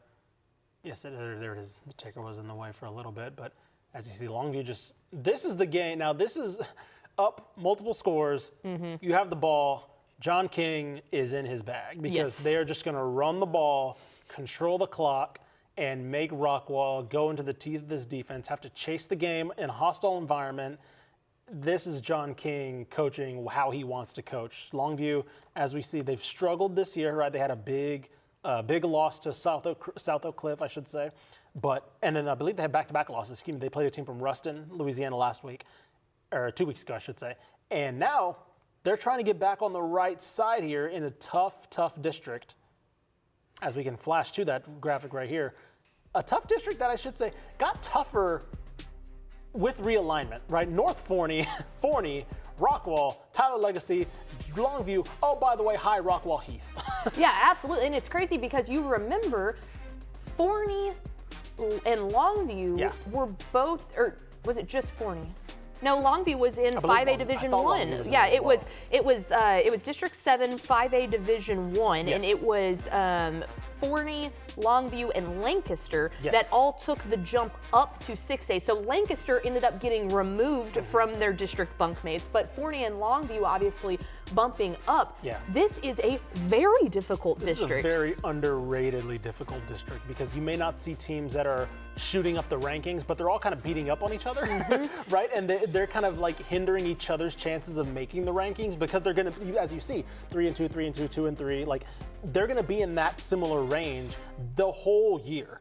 As you mentioned, like the fact that Rockwall Heath could be the second to last place team in this district. That's Tyler insane. Legacy could be the second to last place. Forney and North Forney this year, of course, North Forney under Marcus Shavers now. Like, okay, all of a sudden you add 2 more teams that could win the district easily. So yeah, this is the district that you get into the playoffs, and they're all like, okay, how the rest of y'all been doing? Because we're just now catching our breath. This is the district that if you win another district and you see like, who we got 4th place in Longview. It's like, what happened here? Yeah, we're supposed to get a reward and play a weaker team when we win a district, but yeah. No, and Rockwall too. Rockwall, their crux this year has kind of been that defense. We haven't seen them play a whole lot of it. I will say their quarterback, Brent Rickert, he threw for 321 yards and 6 touchdowns last week. Running back A.J. Hatcher has been exceptional this year. By the way, you mentioned Rickert came in for Landon Locke, who was injured. Yes. So he's fully integrated into this Rockwall offense under Trey Brooks. And yeah, he's not the guy that's like wide-eyed anymore. He's the guy fully taken over, and they've fully put their faith in him. As we see here, trying to make something happen. But of course, the Longview defense has been in its bag today. Rockwall Heath, of course, in that district as well. They're on a bye, so they're probably taking a look at some of these games. North Forney next week for them after beating Tyler Legacy. As we look again at Aledo and Ryan. And this has been really impressive too, real fast for I want to go just real quick on Longview's offense. We have seen them struggle. Yes. The team against Ruston, out of Ruston in Louisiana was a struggle. South Oak Cliff, they could not barely get that offense going, losing in a heartbreaker to that. Very impressive. Okay. Ooh. Hi, Humble Hello. Summer Creek. You have not gone away. Yeah, I see Blake Thomas here trying to figure something out. Ooh. Lowering the boom there. That's impressive. Look, we were wondering, like, is this game just going to get out of hand? But apparently not. Like, I should say that, by the way, that was, I don't believe that was Blake Thomas. Yeah, it was Blake Thomas. Excuse me, number 2, yes. Yeah, and we've got to remember here too. We've talked about this game so much of being the electrifying offense of Atascocita going up against a Summer Creek defense that prior to this game, well, let me just put it this way: they've only allowed 21 points or 35 points on the year. Yeah. Take a look at the scoreboard. Yeah, exactly. They did not allow a point coming into this game. So that's been the focus. But a big thing about that too is the fact that there's that defense right there. Insane. I mean, oh my God. I mean, like, until today, literally, that points allowed. They've played 4 games heading into today. So obviously, a defense like this is not going to just forget how to play defense. Is my point of all of that. They are up against an offense that they have not been up against an equal opponent to that level. They have not played an offense as good as Atascocita. So to come out, that's a little bit of a shell shock. It's week 6, you're in your 5th game of the season likely, and you're going, oh my goodness, we haven't played a defense or an offense that is this incredible. Right. It's going to be a little bit of a shock. That's a good point. Yeah. Now they have settled in. I guarantee you when they went in at halftime, they said, who do you think you are? Yeah. You're the Summer Creek defense that hasn't allowed a single point against really good teams. Get back to that. Go back to what you were doing. Yeah, if Kenny Harrison can look at that defense and say, hey, guys, you trust, as you see, almost a big interception there. He looked at his quarterback and he said, look, we're trying to amp this defense up, right? We're going to need you to come back into this because we know this defense can stand on its head, right? We know this defense can potentially pitch a shutout in the second half, right? Obviously, it's Atascocita, but regardless, we've seen them, what they can do. Now he looks at his quarterback and says, all right, we know we're going to need you to get back into this game, right? The defense can do its thing. We know it can do that, but we're going to need you more than ever, as I believe Michael Silver said as well. It's like, yeah, it's probably going to be a lot on Blake Thomas's shoulders to get them back into this game. As we cut to, I mean, look, District of Doom down in Houston there. It's insane. It's insane. And this is a really big game because obviously it affects the district standings, but I would go out on a limb here and say that whoever loses this game is likely looking at third place in the district. Yeah. The reason that is detrimental is when you, okay, so hold on with me here. Sure. Atascocita is going to go D1. Yes. North Shore will go D1. Summer Creek will 100% go D2 if they make the playoffs. Yes. So you're thinking, okay, why does it really matter then? In 6A, if you were the third place team, that still matters because that means that you are going to have to go on the road. Defense all over Blake Thomas. My goodness. He dodged like 3 tacklers and it did not matter. See, as you see here, look at this little replay action. Look at this. Just swarming. Jeez. And that's like, by the way, that is a great escape attempt from Blake Thomas, and it just did not matter. As we see, Rockwell almost scored there, just a ball just out of his hands. But yeah, like you mentioned, like this has significant D1, D2 implications because, like you mentioned, you're going to pencil in 2 of those teams in D1 automatically. So you're automatically looking at next 2 for flopping down to D2. So yeah. Yeah, and you don't want that first bi-district game being a road game. Sure. Like you're the best D2 team in the district, but that doesn't matter. You're still going on the road because you finished third. You'll end up going and playing one of the other seeded ones. It looks like Denton Guyer just scored, potentially making this a one-score game. Okay. Well, that is exciting. Yeah. Rockwell making their way down the field. We were keeping our eye on that one as they look to cap this one off and cut this down a little bit. And Ryan in a little scary territory here with touchdown, Rockwell. What a grab on that one. Right in the corner. Yeah, you stand up and get hype, big man. That was an incredible catch. Yeah. Courtesy to our friends at Sportsgram for bringing us this game. Oh, yeah. Longview is quite the trek out there, and so they were able to help us out. So we appreciate Terry Gregory and Steve Glenn and his crew. I believe, according to our producer Mallory, we have some scores from 4A Division 2. So let's go ahead and keep rising up the ranks and go up to 4A D2. There is that Carthage-San Benito game, the weird game, which is just neutral site, completely different areas of the state. I'm glad they were able to do it, but it is not competitive. 56-0 Carthage. And I don't think that we really anticipated it to be super competitive, but that's the cool part of high school football. I was about to say, I like the fact that they made this game happen, right? Let's meet in Bay City, right? Why not? Speaking of an interesting game, Sinton right now trailing Corpus Christi Cal Allen in a game that would make Phil Danaher's heart proud. 10-6 right now. That is Corpus Christi Cal Allen. Oh, man, yeah. And that's huge because Sinton's coming off of that really statement win against Corpus Christi Miller to go up against a Cal Allen squad under a new head coach and beat down. Michael Troutman his voice is being heard right now, I'm sure. As we see Seminole over Hereford, Gerald over Lago Vista, Rockport Fulton over Hallettsville, and a close one right there, and Port Isabel up on Tarpons. Rome. The Tarpons up on Rome. I think Matt Stepp checked them out last week when he was doing his whole South Texas trip. He took a trip down there. So 4A D1, Salina still proving that they are still cooking. They're a machine. Aubrey's not a bad team. No, Aubrey's a pretty good team. That is I mean, again, I don't think we're talking enough about Salina just because they're not a new team, quote unquote, but like they are a new team in recent years to being now a favorite in state, right? They've always been competitive. They've always been a team that makes the playoffs, but they now can throw the ball now. Yeah, they can throw the ball. That's all it took. As we're seeing now, by the way, college tangent here. Sam Houston's quarterback Hunter Watson, the perfect Salina quarterback he just gets 3 yards and he can kind of throw. Now they got a guy who can get 3 yards and really throw. So yeah. Henderson. Oh, hello.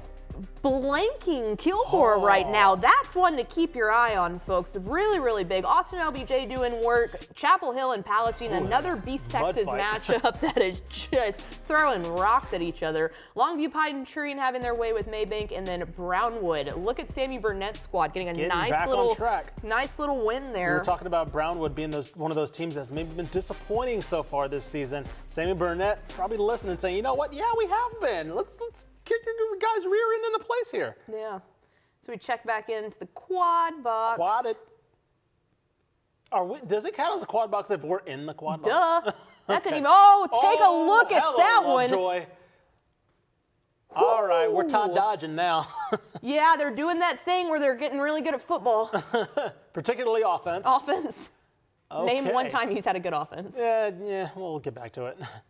Man, that is nuts. Melissa has just come off a massive win, and so Lovejoy now punching its way into that conversation. You see the district standings here. Of course, Lovejoy sitting at that 2-2, 2-1 at the bottom. They're going to punch their way into the spot, into that 4-way, and Melissa's going to probably drop to that 3-ish spot now.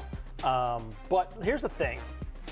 We were worried about this Lovejoy, quote unquote worried, right? We were worried about this team when it started the year. We're like, oh my goodness, like what's happening here? They're not exactly a Todd Dodge. We knew it would get some time.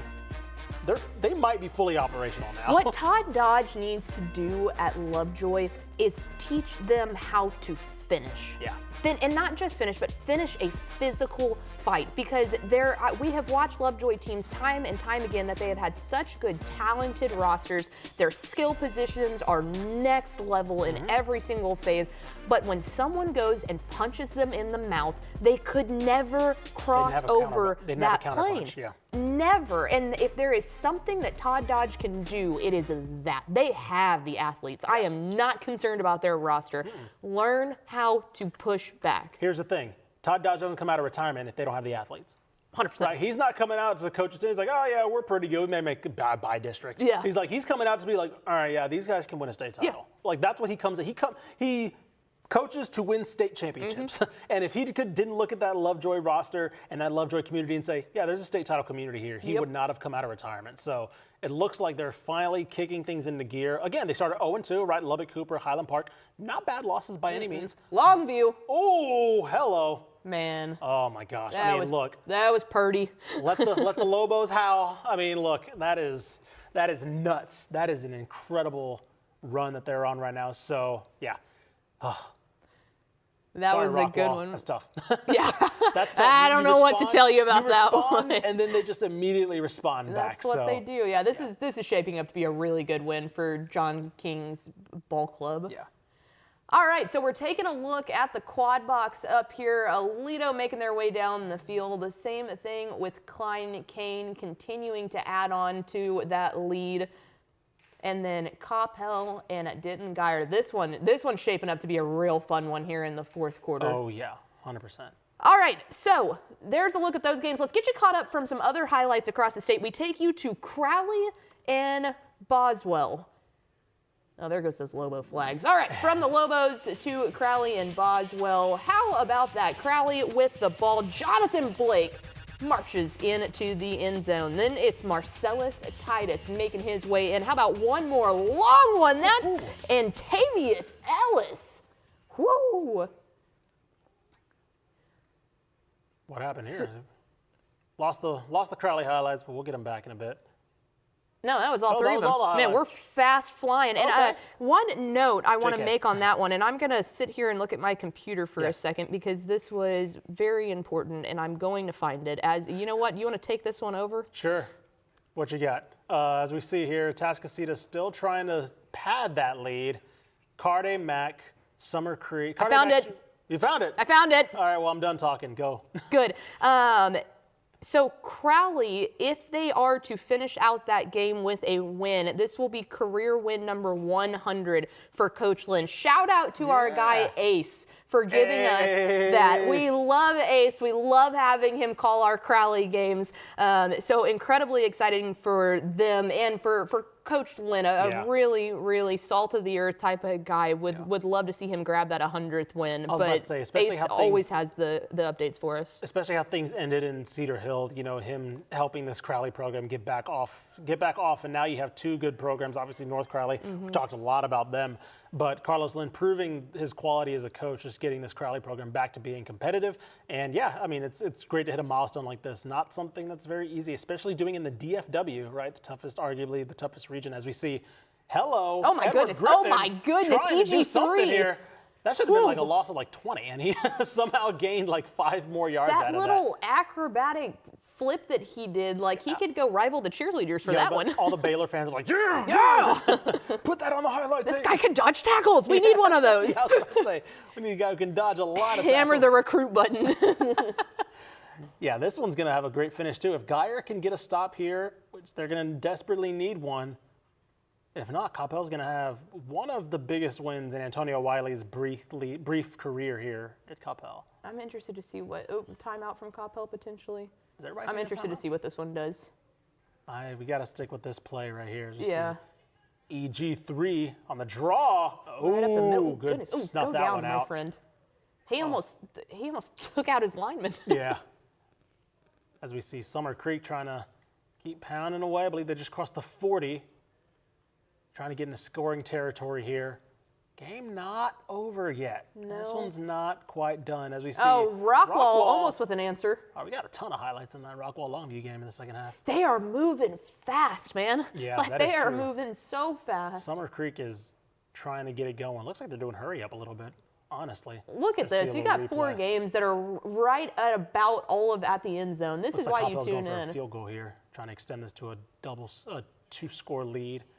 You know that meme of Zach Galifianakis with one like looks the like it's math fading. equations going all around his brain? That's what I feel like trying to watch which score that I'm looking out for the most in this quad box. Looks like that's a no good, wide right on the field goal for Coppell, so Guyer still within a score. Kevin's big drive here for Kevin Sperry. As we take a look at the standings here, just before Guyer takes the field, Coppell, 5A D1 scores.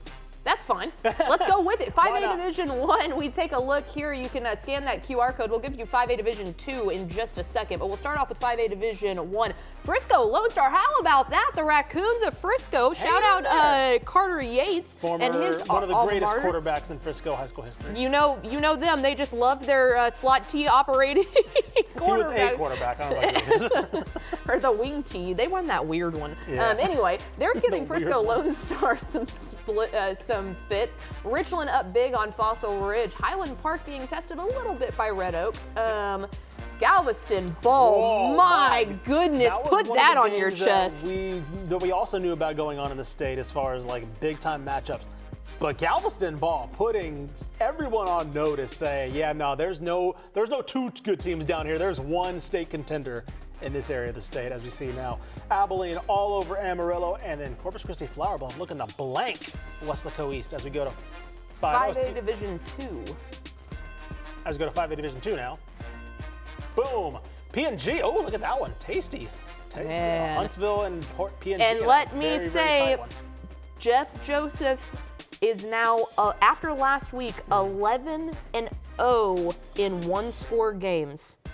In 1-score games, he is 11-0. Is that not one of the most mind-boggling stats? That's some damn good So, coaching. what I'm saying is, if you're Huntsville, be scared. Yes, this is exactly what Jeff Joseph wants. He's over there licking his lips going, this is exactly how I play. No, you actually asked Jeff Joseph, and he's like, you know what that says? Yeah. If we lose by a lot. That's a great point. But they haven't lost much at all. Taking a look down here, the Montgomery versus Montgomery Lake Creek really catches my eye. That's a really good win for Montgomery if they could end up pulling that one out. And how about El Paso Chapin just having their way?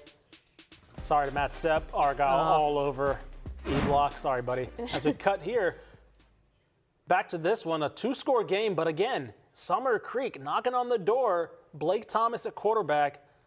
Silver said it would have to be a lot on his shoulders as we head here. Handoff up the middle. Oh! My goodness, buddy. Oh, he broke the foot loose. And it's the shushing.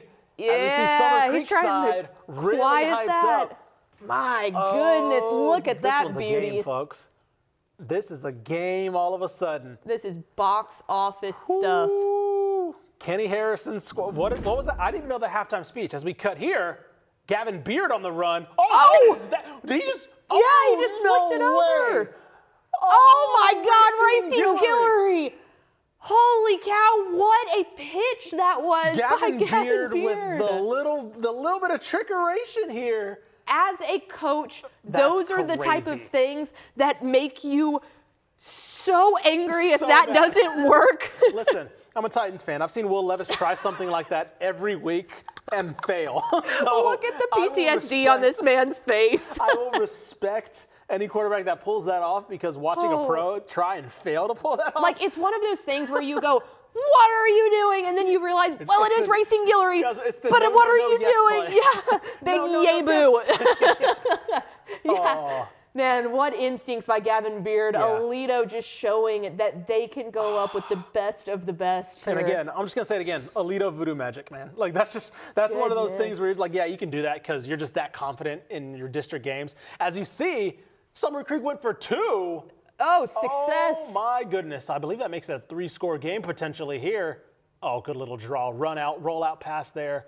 Easy completion. Okay, so do they flick the lights for both teams because That's a good Turner point. Stadium's in Humble? I guess technically they're doing it for It's Summer the home Creek, team. But yeah, they should just do it for both. As we see Coppell. Oh, hold on to the ball. He fumbled. Oh. They recovered. Sperry. No, Coppell got it. Oh. Yeah, Coppell's on it. Oh, no. My. Antonio Wiley may be about to get his biggest win. Wow. Oh. What a play by the Coppell defense to stay on that. Man, you could see them going in with trying to rip the ball out, and it worked. Yeah. Oh, my goodness. Greg Tepper is punching air right now. Yeah. Oh, my God. Whoo-wee. This is big, and man, that is awful field position if you're the Denton Guyer defense. Yeah. You do not want to let EG3 cook from the 30. Oh, goodness. As we see a big drive for Atascocita here. Carde Mack, excuse me, that wasn't Carde Mack. Regardless, Atascocita needs to hold on to the ball, take some time off the clock, and figure out how to stop this Summer Creek run. Oh, my goodness. All right, we have a ton of stuff going on. So, again, if you don't want to hear us and you want to focus on one of these games, TexanLive.com, TexSwibble.com/subscribe. Full screen any one of these, and you will see that in full. You can watch it tomorrow even, right? You can watch if you want to watch everything's one of these on VOD. games. I was about to say, if you want to watch That's video on demand if you don't speak tech nerd like I do. Sorry, I realize I say those things sometimes, and it's like, oh, I need to dial that back. If you're a Atascocita fan, but you don't want to take your eyes off this Coppell Guyer finish, watch it tomorrow. It'll be up tomorrow. Scan that QR code right there, and you can get all these games tonight, tomorrow, next week, whenever you want. Whenever. Whatever you can go back and watch them all the way to like 2015 if you want. There you go. Incredible. All right, so there you go. Another game happening across the state. It is Pflugerville-Weiss. Let's go ahead and get out to that one as we catch you up on the second half highlights. Weiss and Cedar Creek. Weiss gonna round up right there. It's Jackson Shad throwing to Trey Morris. He catches it in the back of the end zone. Then Braden Woolley runs it right up the middle. No one can stop him. He breaks the tackles, and he's in for another one. Woolley back again. Get used to hearing this guy's name. He said, I'm a slippery fish, and he swims his way into the end zone. Then at the near side, Garrett Stinnett is playing defense, should have been playing offense. How about that? An incredible pick six there. All right, now going to Cedar Park and Rouse, as we see, there we go. Had a little technical difficulties, but we're back. This is gonna be David Cooper. He's gonna evade a sack, run to the end zone. Oh, just squeaks in to get in to put them up. All right, this is gonna be, he's gonna find a wide open running back here and puts on the Jets. He's gonna put him up 6. Oh my goodness, this one's back and forth between Rouse and Cedar Park. Rouse wants to go for 2. He's gonna punch it up the middle. QB draw. How about that? They have the swinging gate look like on the left side, but they decided to take it himself. David Cooper keeps the handoff. He's gonna find his man wide open in the back of the end zone. RPO, another touchdown for Cedar Park. back and forth going on in the Leander/Austin area. Quad box, baby. The Power Hour Quad Box. Power Hour Quad Box, the best kind of quad box. And I believe, according to our producer, Mallory Hurley, Coppell will take the W. How? Wow. Oh, all right, Tepper's going to be inconsolable now. Yeah. In a good way, not like in a sad way. But I know I said inconsolable. It's probably not the right way to use that word. But I do words for a living, if anybody hasn't realized. I am going to refute that. I don't think that that's true. That is a massive win for Antonio Wiley. Yeah, like now looking at that result real quick, as we, of course, you can check out the quad box here. Is that the biggest win of the Antonio Wiley era so far? It has to be. Yeah. I mean, I really think that it has to be.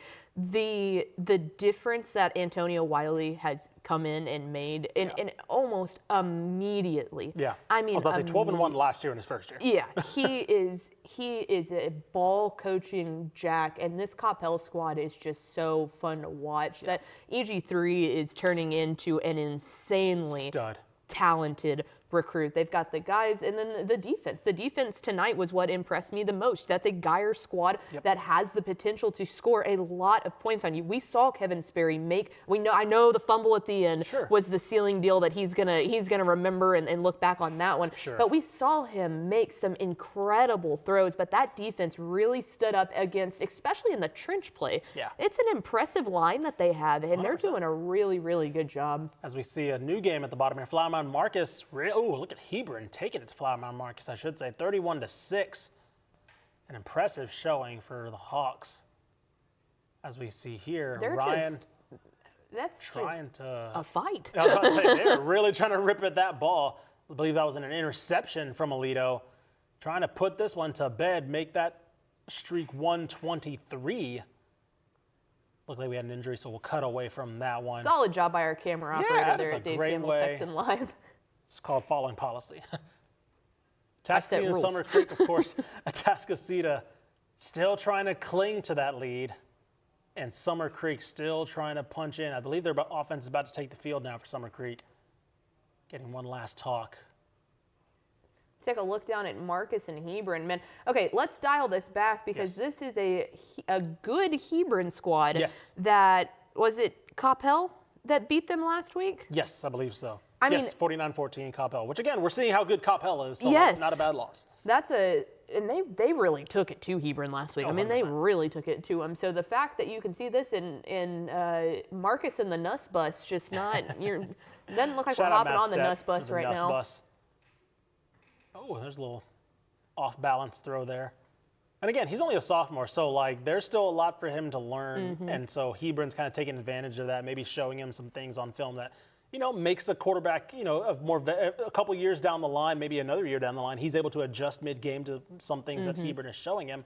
But right now, they're like, you know what, let's throw a little something at the sophomore. As we see, after we see this play, we'll cut to some other scores. But first, let's see what Lil Nuss has for us right here as he rolls out. Bus, auga.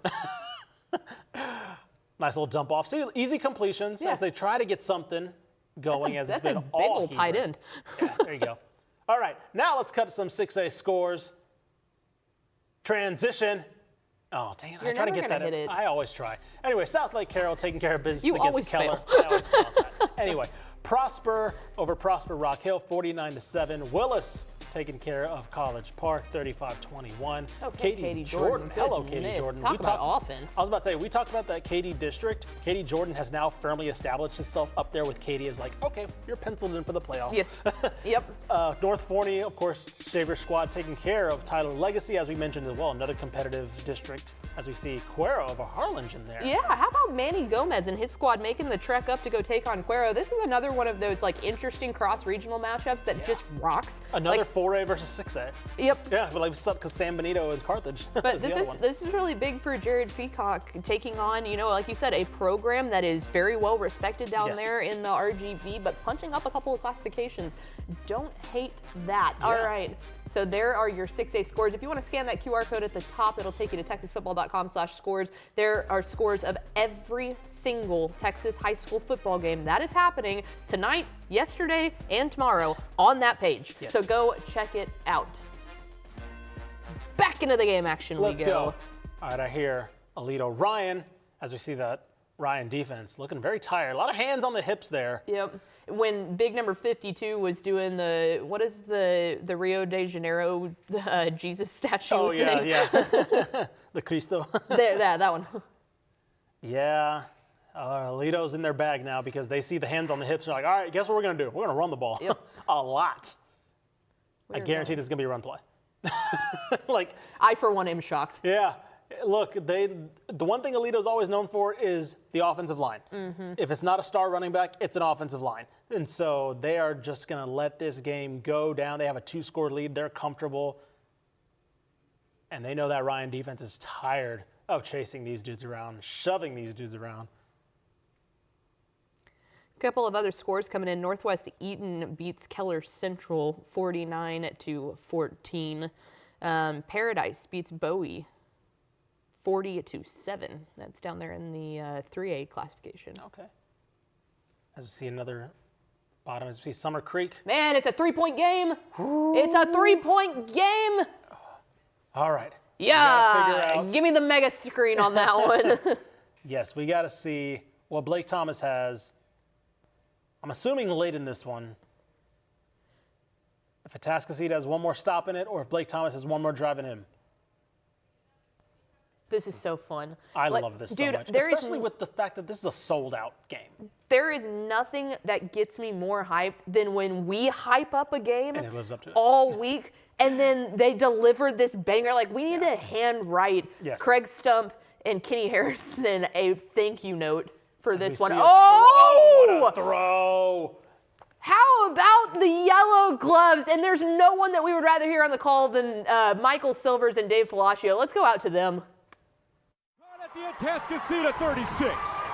What a call. I mean, they really went deep for that call. They changed it a few times, went deep. And Brown had company around him, still made the play. 26 yards, quickly back to the line of scrimmage. Jones dropped it for the second time. Perhaps he heard the footsteps of Henny Randall.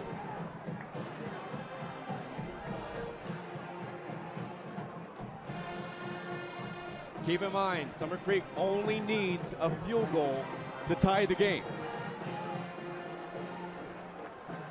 They got within 3 after converting the 2-point conversion on their last touchdown after the 31-yard gallop by Causey. 3:25 remaining. Second down, 10. Play clock has not started, so we'll see what the delay is. Now it goes.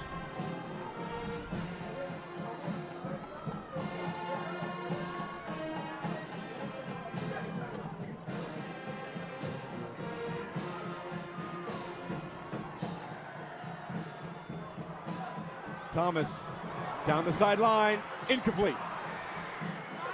Miller guarded by Jenkins, and it's 3rd and 10. Yeah, I don't like that call because now you get a tough 3rd down. I think you try to get maybe half of that on 2nd down, but now you're in another tough situation. And another thing, again, want to point out, Thomas hasn't run the ball here in the 4th. He hasn't tried to use his legs. It is 3rd down and 10. The give is to Burnett. He's got a 1st down and more. Burnett down the sideline and pushed out of bounds, picking up the 3rd down at the 16 of the Eagles. 20 yards for Eugene Burnett. Way to mix it up. They caught the Eagles napping. Back to Burnett. He'll get nearly 4. Even better, there's plenty of time. 3 minutes. I mean, again, Summer Creek has they do not need to rush, can play regular football. Well in field goal range. 3 minutes to go. Now Thomas will use his legs. And Blake Thomas, touchdown! The Bulldogs have their first lead. What a comeback. Unbelievable. 32 points unanswered.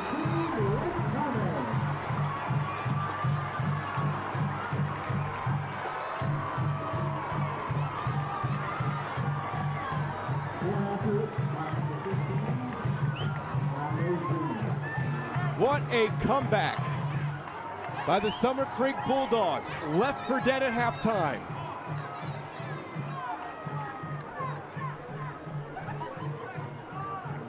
Mayde to make it a 4-point game. And he drills it. 3:04 left at Turner Stadium on a Week 6 Friday. The game of the week has not disappointed. No, Sir Michael Silvers, it has not disappointed.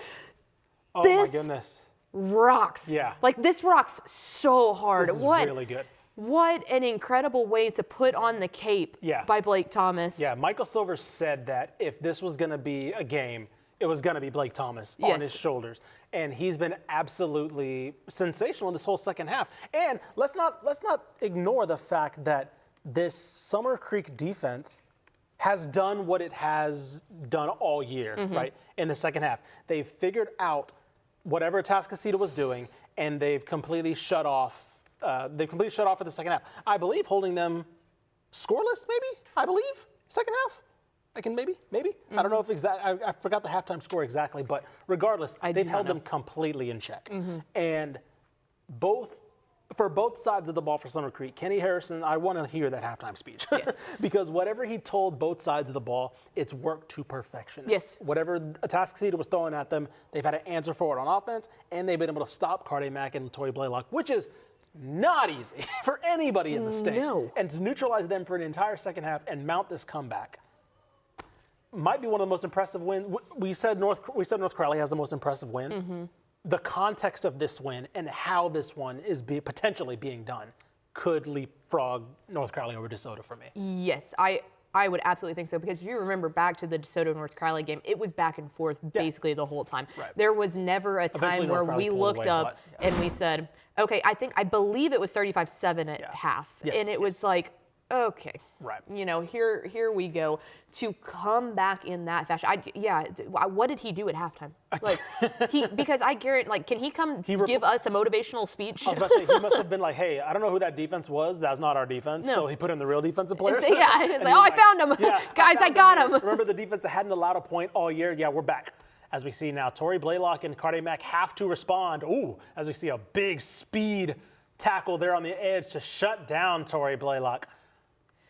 I believe that is 3 minutes left now in this game. So this is, I don't know how many timeouts are left for Atascocita, but this is more or less it, if you're correct, Stump. I was going to say, if you're Joshua Stump and you're the offensive coordinator with 3 minutes and 4 seconds left, what are you doing with this? Because you gotta play it cautiously. You have Carde Mack, who can drop a dime if he needs to, and you can score quickly. Do you try to run out this clock with Tory Blaylock, who also has big play potential? What are you telling Tory Blaylock? Hey, if you can score, but let's be very intentional on trying to get 10 yards every carry. Yeah, no, I agree. I think that you're trying to be, you don't want to play scared. Right. You don't want to. Because a score is a score, and you need those. Exactly. And so I think there comes to be when you take a team out of its own element, right? And you play with a turtle shell, like I like to call it, and it's like, oh no, you can't do X, Y, and Z. To see Carde Mack dropping back here. Oh, hello, Carde Mack. Goodness gracious. You got playmakers of your own. And maybe that's exactly what the thought process was. Is Carde, you are capable of running. Tory, we know you're capable of running. Let's keep it in one of two of those hands. It'll slow down the clock a little bit, and then they can go get a 30-some-odd yard gain. Right. As we see here, I mean, if this score holds, I just can't believe that this would be like after beating Katy and Westlake in the fashion that they did, this being Atascocita's first loss, blowing that lead to your arch rival, that's a gut punch because, and I'll say this, right? Us, at least for me, great defense there from Melissa on that pass. I'll say this. I admittedly probably overlooked Summer Creek. When I started looking at the Katy win and the Westlake win, they lost Lloyd Avant. Right. Like, I mean, I looked at that and said, oh, Atascocita, they just got to be North Shore this year. Right? Oh, that's the game we got to worry about. Summer Creek's like, guys, we're right here. Well, and that's what's funny, and we talked about it last year. Completion here to potentially set up I don't know if a field goal. No, sorry, they're down 4, so a field goal would not do anything. So, but still, across the 40 here.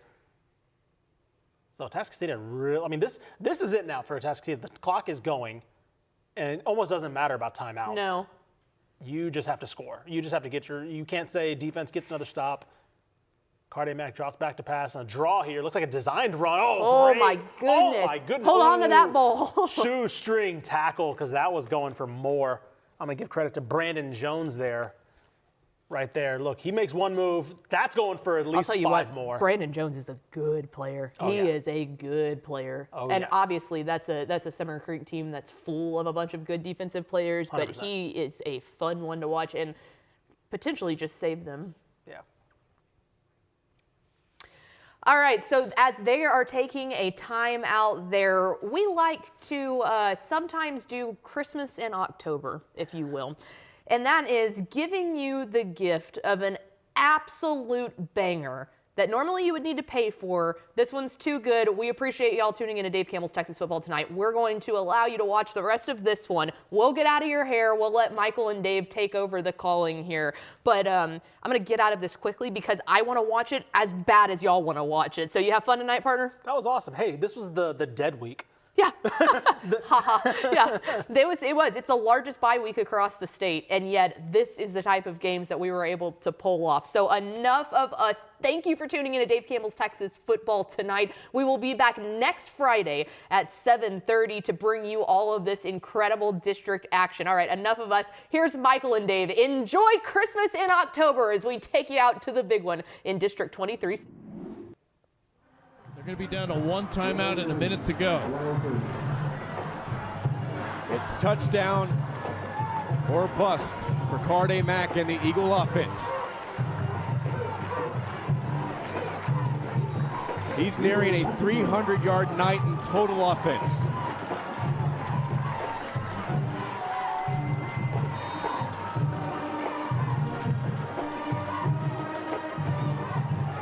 Mack slings it, complete. Tony shakes the tackle. Christopher Tony, first and goal.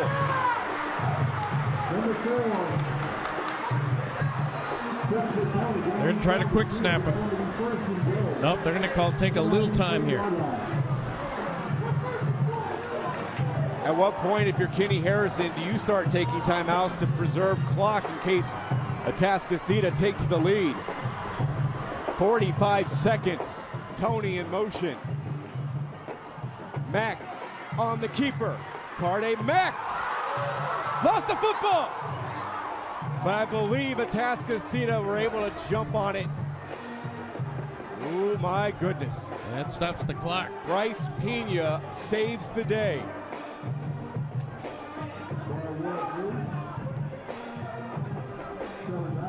You heard the Summer Creek fans just about lose their minds when the ball hit the turf.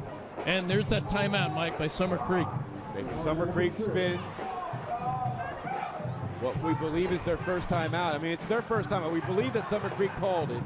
The scoreboard operator here at Turner Stadium has now forgotten all about whoever has timeouts, who's ever taken them. He's so focused on the game. Yeah, Atascocita should have won. This timeout is brought to you by the City of Katy. Small town charm, big city convenience. Visit cityofkaty.com to learn more or to schedule your visit today. 32 seconds to go.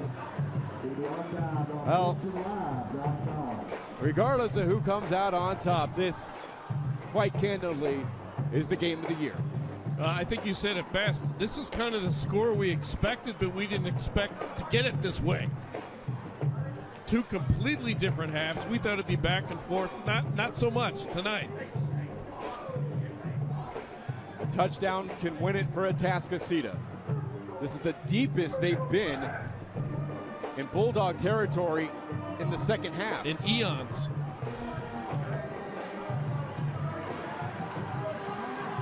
And now Summer Creek has spent, I believe, a timeout or what? We can't hear Michael Wazell, the referee. There's absolutely no way we can hear him. Yeah, there's 11,000 on their feet here. Second down and goal. Will Carthage Mack be the hero? Will he call his own number?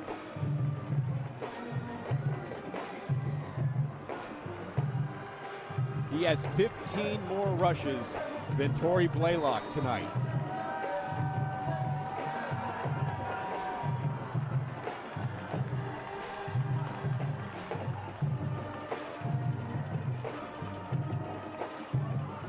Blaylock right up the middle.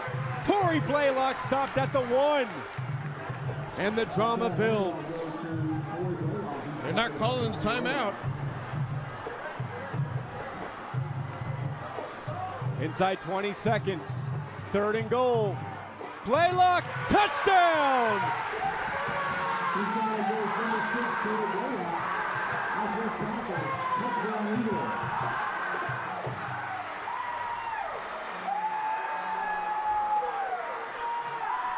.6 ticks to go. They decided not to call the timeout. They said to heck with it. We're going to keep this going, and Blaylock got it in. What great time management by Atascocita. They took a gamble and it worked. Parker Cushing adds the extra point. Whew. And it is a 42-39 game as Atascocita has got the lead back after surrendering it for the first time.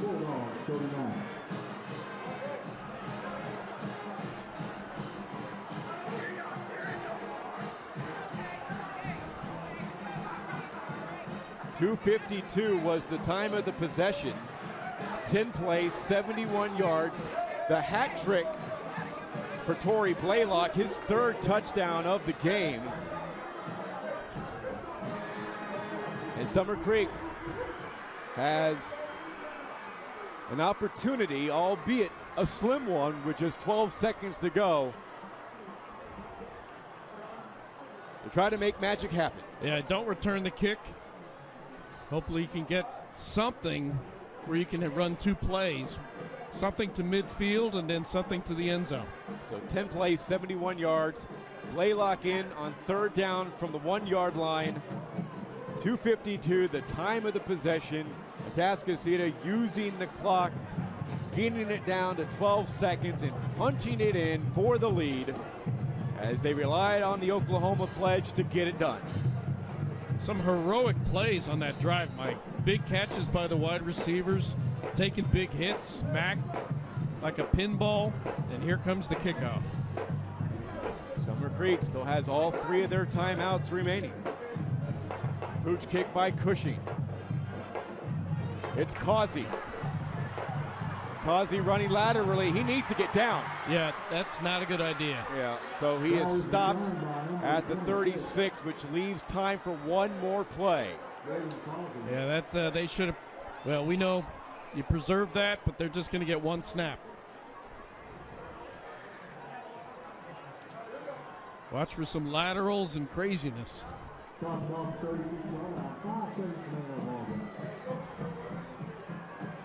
It'll be the final play of the game. See what the Bulldogs can cook up.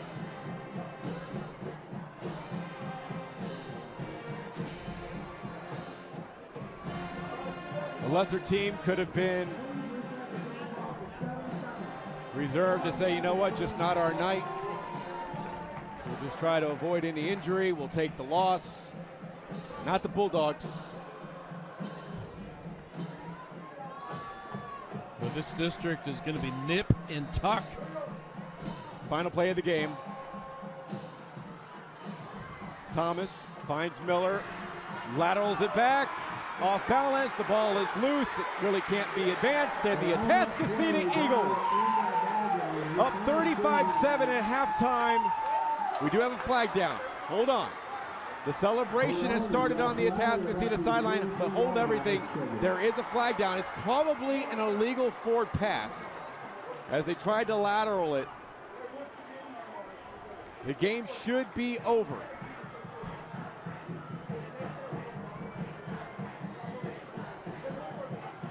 Coach Stump believes it is. It is an illegal forward pass, and the game is over.